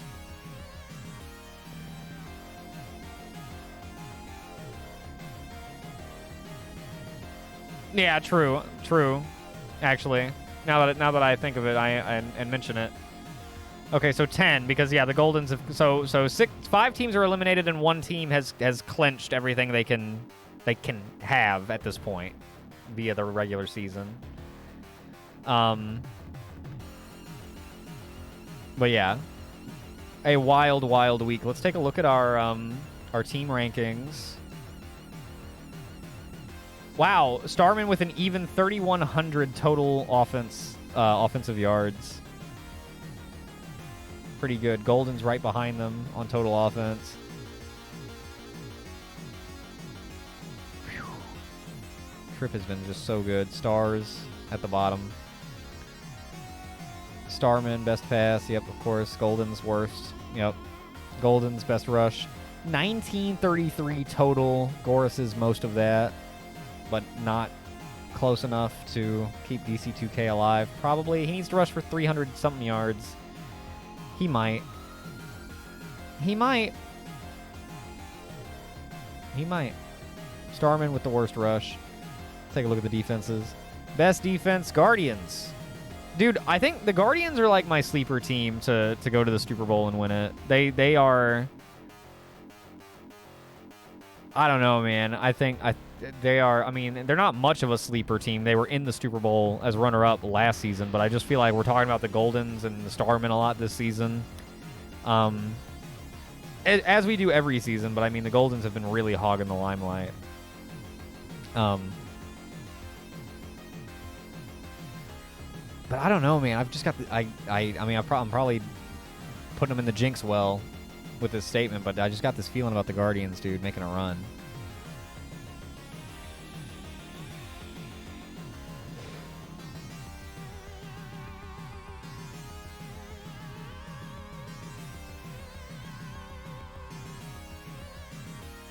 I don't know. Souls can miss playoffs. Oh man. After such a great season,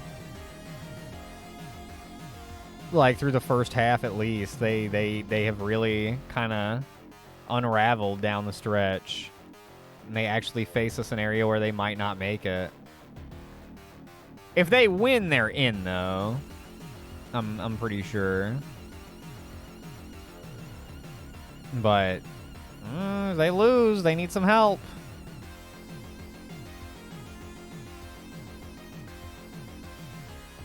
Worst defense, the Undead. Best pass defense, Defenders, which is still like, what? Patriots. Yeah, all right. Patriots. Imposters. Yep. Let's take a look at our league leaders this week with player awards in mind. Let's get our boring categories out of the way. And I'm going to highlight rookie players, or make a note of rookie players in particular, so I can, or so we can start to narrow down rookie of the season nominees, because MVP is Goris. He's just ran away with it. Offensive player, I would probably give that to Holderbeff. Just because he doesn't deserve to go unrewarded for having such a great... So give MVP to Goris and then give... Or put it to a vote between the two of them. Well, I mean, if you put it to a vote, Goris is just going to win. I don't know. Maybe Goris just should sweep the offensive categories for Opoi and MVP. I mean, sometimes you're just that great, right? You know? Depoy is kind of up in the air, and then Rookie of the Season is very... I have no idea. I think Blasey or Skorts. Skorts has been hurt twice, though, which injuries alone shouldn't count against you, but if he's missing a lot... I mean, he's not missing a ton of time, but Blasey hasn't missed any, and he's balled out. He had a great game today. Keeping the ghosts going. I don't know. We're going to take a look. We're going to take a look. Let's take a look at our defensive leaders. Who's doing it in interceptions? Cheese Curd and McNugget. Yeah. Yeah, all right. Sack leaders. Sten with 12. I did not call Chuck Bednarik's name today, which was unfortunate, but the Billies, hey. I mean, he was there.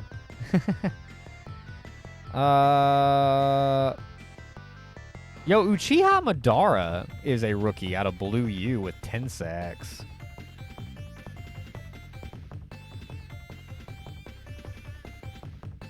Only rookie in the top 10. I'm noticing. And one of only 2 rookies in the top 20, low scores, who got a lot of those sacks, or 2 or 3 of those sacks today, back at 16th. Madara might be a rookie of the season nom. 10 sacks is pretty good. A little over a sack a game. For a rookie? I don't know. What do you think?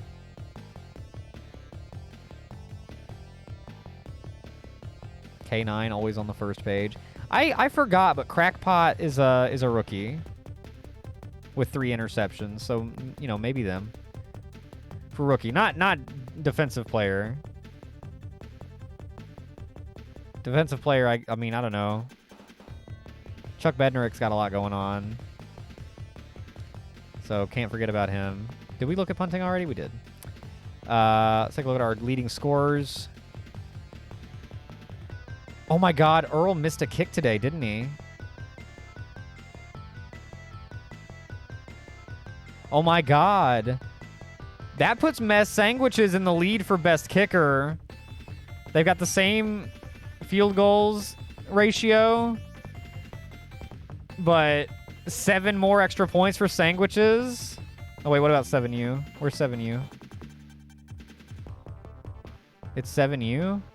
Oh, 9 out of 9 with 32.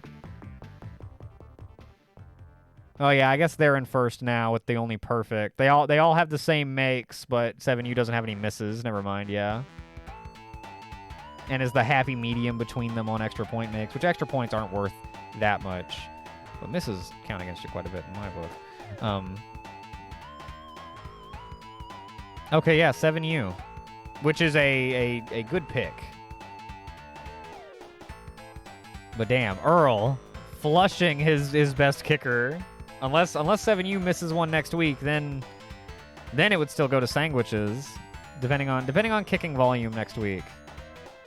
That's actually an interesting one. Best punter is probably Tifa. Oh no. Well, Kin? I don't know. Tifa's so good though. Tifa coffin corners it like crazy, and the game doesn't track that. So it's probably Tifa. Goris has 24 touchdowns. The record for most touchdowns in a season is 25. And that's total touchdowns. Record for rushing touchdowns is 23. Which he's probably on the precipice for that as well. He's 1 touchdown away from tying Pooh's record from Season 2. He's already broken the yards record.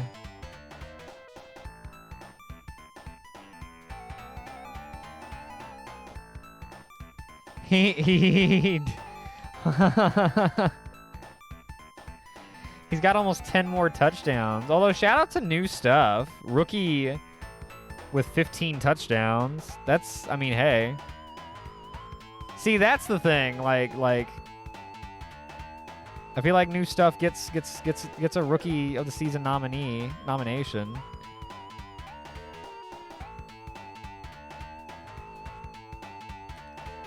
You think they just straight up get it? Are there any other rookies even like near here? Chunklets is a second year, right? Chunklets was a rookie next season, or last season rather. Yeah, look at the company there. Yeah, you're right. Yeah, I see that. Also, look at the lack of other rookies anywhere near them. Can we just... Wow, Gorse is at 1612 plus whatever. Yeah, he needs 300 and quite a bit. Let's see, new stuff. New stuff all the way back at 22nd for rushing. Oh, they're big in the receiving game. 10 of their touchdowns are receiving. That makes sense. Imposters pass a lot. New stuff, 21 catches. 542 yards. So, about 800 scrimmage yards for new stuff. See, I knew new stuff was standing out to me. Let's see where Blazzy's at. Wait, Blazzy would be in here. Comprex back at tied at 7th. What's Goris at in receiving? He's not on the list.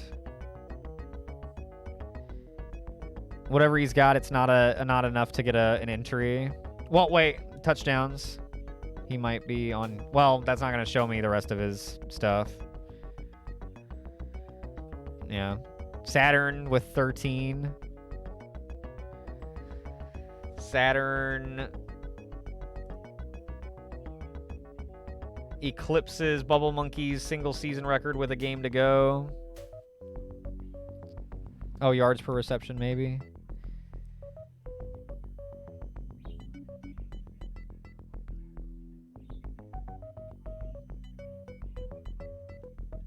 Damn. And see, that's crazy, because I was thinking Goris has gotten a lot more, has been involved in the receiving game a lot more than he usually has been in seasons past this year, but not enough to actually... He hasn't caught more than 13 passes, at the very least. But, I mean, it's been enough to... That could also be it. Yeah, he might not even... yeah. But he's got 21 rushing touchdowns. Record is 23. He's probably gonna... Okay. So with 3 rushing touchdowns next week, he can break the total touchdown and rushing touchdown single season record. And yeah, he has 3 receiving. Yeah. Well, here, let's look at yards again.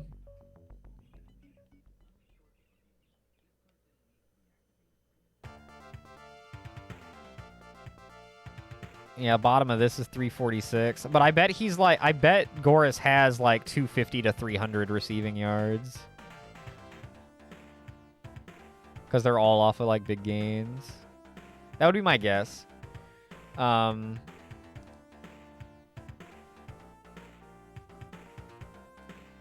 Let's see.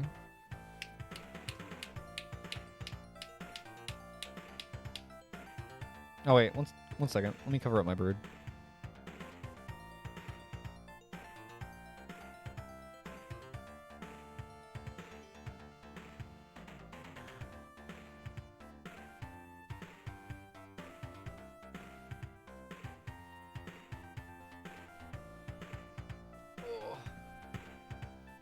Alright.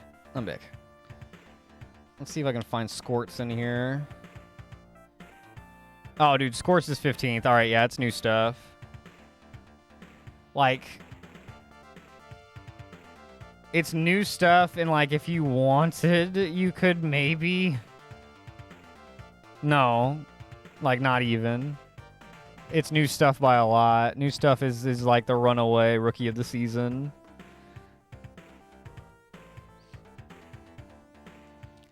See, I knew I had a feeling about new stuff, and then I almost dropped him off of my mental ballot earlier tonight. Right, he has, but like, yeah, it's all that's done is hurt him, not help him.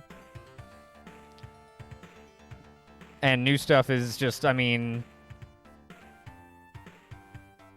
in very, very gilded company. It's... So I think Goris for MVP and offensive player, honestly, he's just been that good. And that's saying something because Tripp is having also an incredible season, and Mr. Sat. So many people are having just like incredible record seasons at their position, but Goris is just running away with it. We could give Blasey the nom at the very least, just so we can have 2 voted categories instead of only 1, because I think Depoy is going to end up being voted because of just not being a clear... Well, either Depoy is going to be voted or Depoy is going to be Chuck Bednarik running away with it. With admittedly not as many sacks, but he has multiple fumble recoveries and safeties, I think. Like, I actually don't know who had both of the safeties in the Billies game today. He might have had one of them.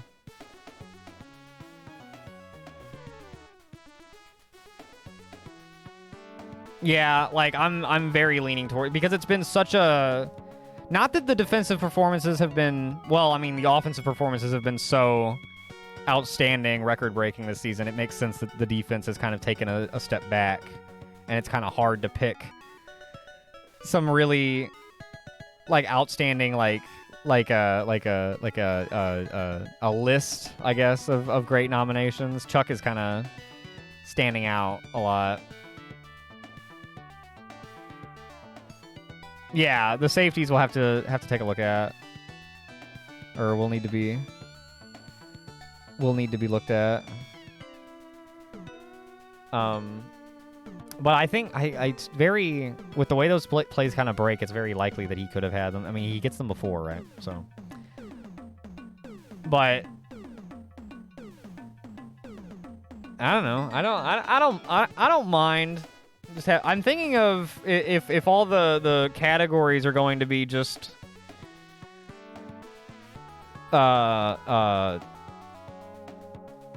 unanimous, I guess, or not voted.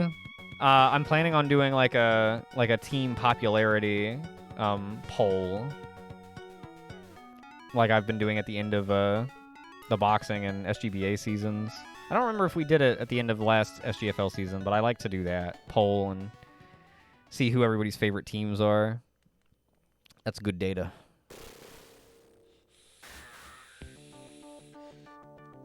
But I think the actual player award categories are pretty nailed tight. Yeah, even just one of those. He doesn't need both, just one, because he's already got one at least. I think Chuck, has Chuck ever won defensive player?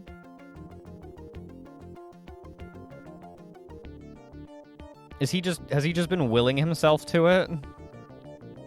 I don't remember I don't think he actually has, because the Goldens just dominate that category.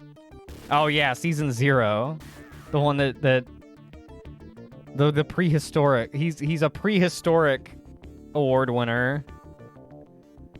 But nothing contemporary. Well, he seems like he may be a lock this season. Which is great. He's the guy when it comes to defense. But yeah. Yeah, Tripp's up to 5. 28 touchdowns though. Which I believe ties Spatchcock's season 5 record for TDs in a season. So, next touchdown pass by Tripp Hollerbeff is a record-breaking touchdown pass.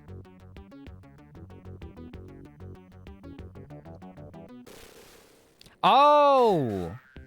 You know what? Yeah, that's right. The big Billy season. That makes sense.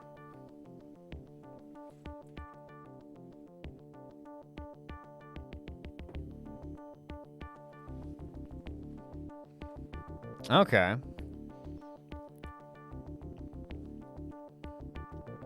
Well then, there you go. That's gonna pretty much do it for this week. I guess it's looking like Goris for MVP and Opoy. Chuck Bednarik probably for Depoy. New stuff, Rookie of the Season, barring any big changes next week. And of course, these are only official once announced during the postseason. This is all technically speculation, folks. But it's looking, these are looking like the likely winners. Goris gets the rushing title. Yada yada yada.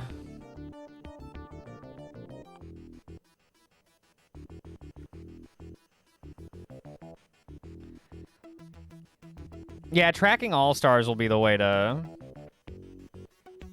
do that. Or the way to, I guess, give more. Because that's basically like saying you were the best of that position in that conference. If you're the starter, your first team. If you're the backup, your second team, I guess. And for defense, you're just only ever first team. Yeah, and he's gonna have a 3 out of 3. Ooh, that's something we can speculate. All-star teams for this season. This season's gonna have an interesting all-star game. I I say that about everything all the time, every week, every season, but very, very, very curious to see who makes All-Star team this season. It should be a good one.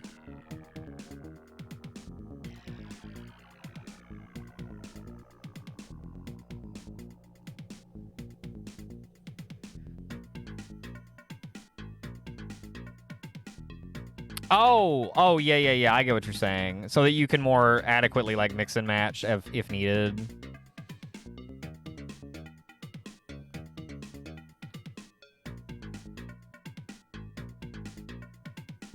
Yeah, that makes sense. That's yeah. That's the way to do it. I like that. And then I mean, you could apply the same premise, I guess half so, to like cornerbacks and safeties. But I also like wouldn't blame you if you just went by top 4 defensive backs or whatever, or probably the top 3 D linemen, you know, if you did it that way. I don't know if you do those positions that way also, but like, you know.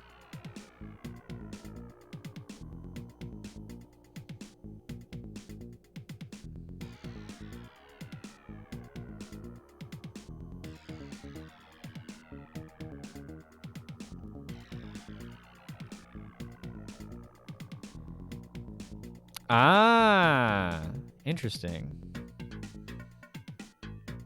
Like, so like a linebacker can fill in at a defensive line spot, or... Here, let's take a look at what we've got coming up next week. Next week is the last week of the regular season, folks. We're going to find out who is going to the playoffs next week. Man, what a season it has been.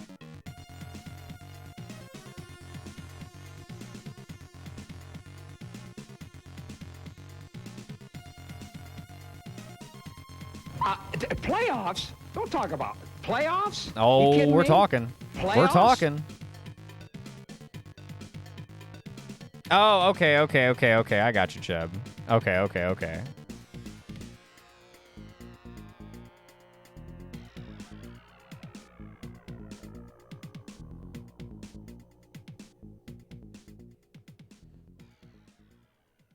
How do you decide?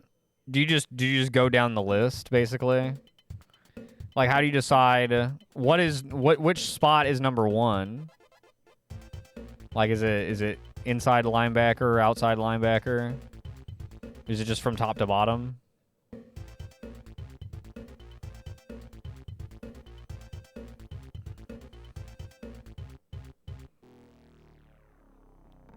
Oh, I see. Do they... okay, they'll get, like, preference based on what they are.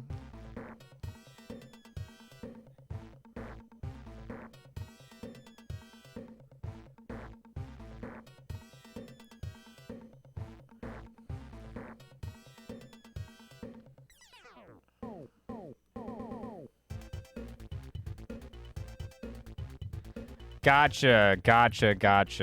Okay. And then number 2 gets their position if it's not taken by number 1. Gotcha. And so on. And then I assume if it's like... if number 1 takes an outside linebacker position and number 2 is also an outside linebacker, the same outside linebacker, then they'll just take the opposite outside linebacker. But if they were an inside linebacker, then they would just take one of the inside linebacker spots, maybe. Or whatever. Interesting. Well, yeah, I look forward to seeing who's, I mean, Trip for, I have to look at the conferences, actually. Trip is QB1 for GFC, easy. And then fucking, probably Roni Tomo for QB2 if I had to guess. Up to you. All-star teams are your domain. But I'm just speculating. SFC is actually a little more difficult. Fucking Nick O'Teen might fuck around and be QB1 of the SFC. Because despite the topsy-turvy season for the imposters, he has had some passing stats. He has. I don't know.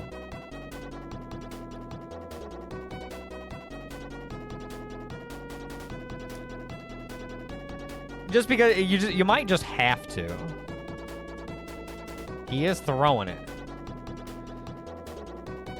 Well, like, yeah, All-Star Game always makes for fun what-if matchups and team-ups and the like. Tram might be worth a look.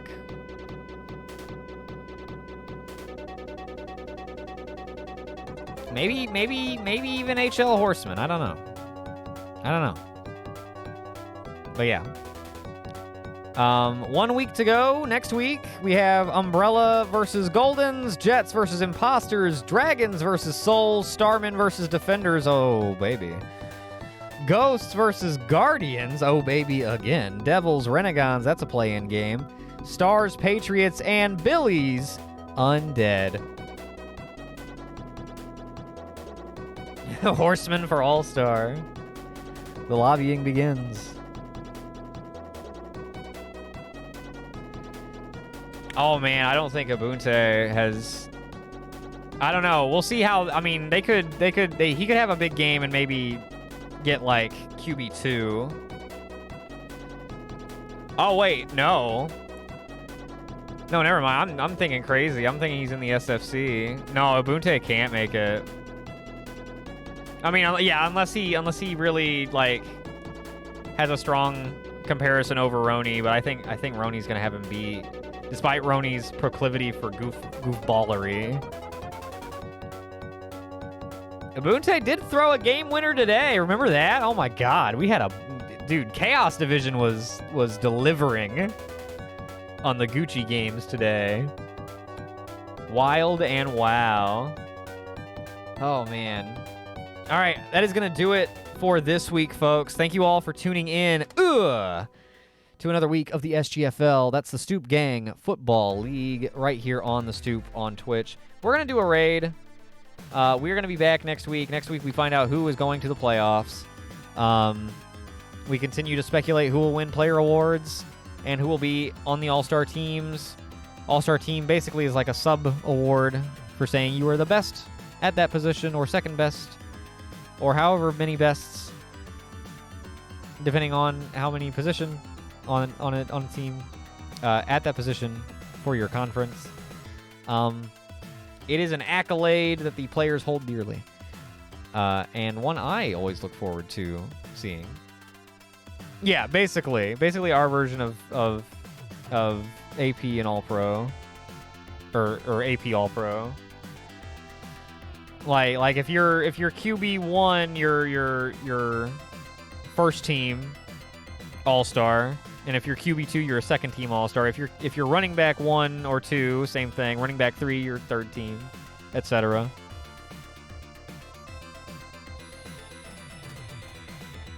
Or I guess, yeah, just like that. When we eventually have a Hall of Fame, and I make Hall of Fame cards for Hall of Fame inductees, which will be like the profile cards for the teams, but for individual players who have made the Hall of Fame. I've got an idea in my head of what it might look like. All of their accolades, including those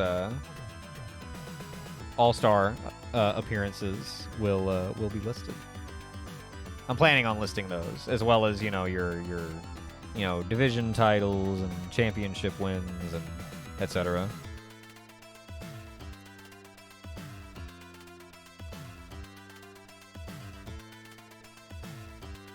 Wait, what are those? PFWA and TSN, what are those?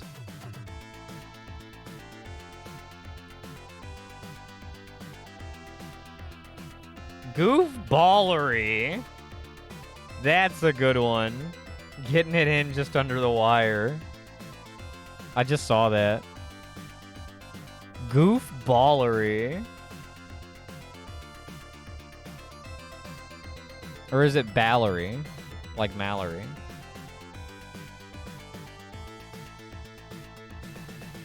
Either way, I like it. Goof?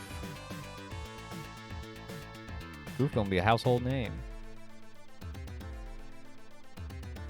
Oh, okay, the writers and okay. Interesting. Well, see, we could have that, but that would be like, so we could have like the league awards, and then we could have like the chat awards, and that could be like our version of like press voting.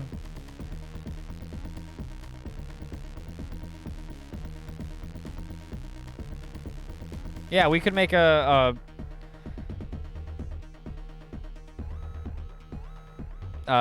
would it be?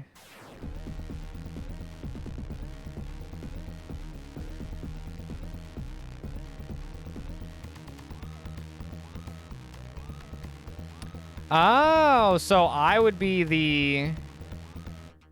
So I would make my own... So you would make the actual all-star teams. That's the actual, like, NFL All-Pro. I would make my list, which would be the PFWA equivalent. And then chat could have their own thing, which would be the I love that. I'm gonna make my own. That will be the unofficial, and I'm gonna put that too. Why not? More accolades for our players. We need a different thing than PFW. Well, I mean, it's all okay, yeah. Like, it'll still be tracked, not unofficial, but that's the wrong wording. Right. Subcategory.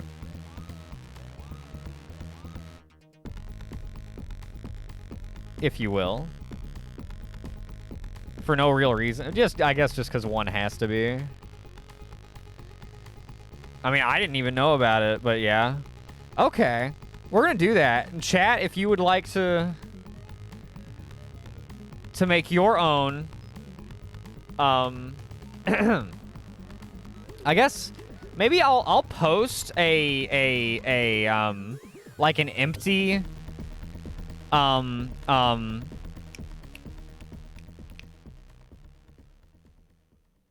like an empty God, it's the end of the stream and I can't remember how to talk. Chats is going to be a popularity contest. Chats will be entirely everyone. I guess what. So what I'm thinking is I'll post what all positions there are. Like there's QB1, QB2, RB1 through 4, etc. I'll post what all there is. So what you need to fill out. Yeah, it's SGFL prom.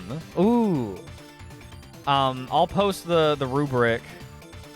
And anybody who wants to, who is a member of the SGFL, can fill one out.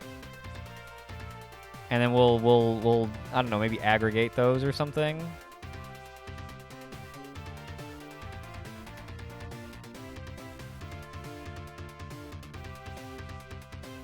I don't know. We'll figure it out. And then yeah, we'll have all that. That's cool. I like that. I like that idea. I'm definitely going to make one. I don't know how many folks from chat will like know enough individual players from individual positions to actually do one, but I can definitely do one. I mean, all the rosters are publicly available, but I don't know. I'll put it out there for you. We'll see. But yeah, we'll add that to our list of possible accolades. Why not? I feel like I've got like one more like thing about it on the tip of my brain, but it's gone, I think. Fuck.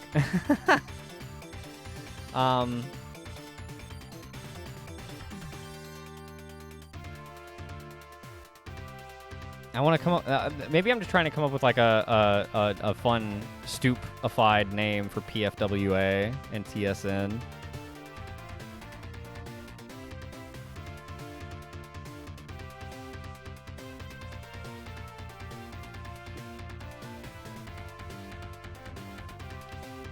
I mean, I guess just what they are. We have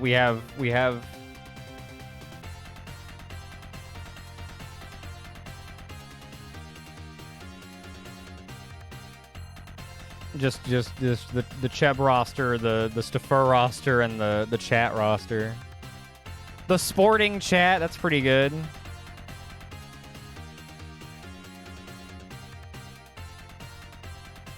That's pretty good. Because sometimes chat is not sporting, but when it is. TSC, I'll take that. That's good.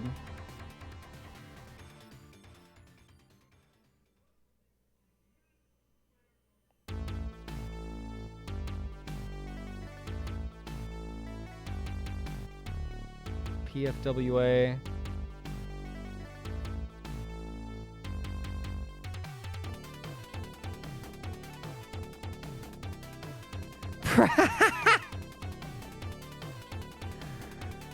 PSCS, which has another acronym inside of it. I love that. The Pro SGFL Chris of Stoop. It's just nonsense. Here's the thing is that's an acronym that you just never say what it stands for. You just only ever call it the PSCS, and then it doesn't sound fucked up and dumb. And it's like, oh, what does that stand? Oh, the Pro SGFL Chris of Stoop. What? You just don't say the whole thing. You just don't say the whole thing.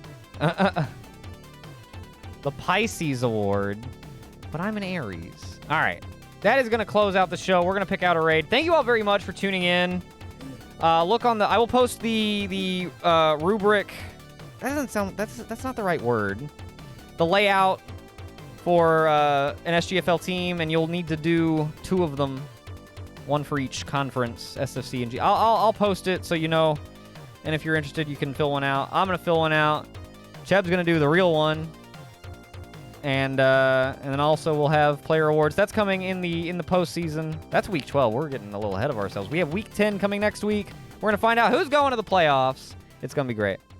But God, what a awesome week of SGFL action. Thank you guys for hanging out and tuning in for it. And with that, let us do a raid on out to let's go see Kyle. We haven't seen Kyle in a little while. Let's see what he's up to. Alrighty, folks, that's going to do it for me and all of us here at the Stoop Gang Football League. We would like to thank you for watching. And until next time, see you, Stoop Gang.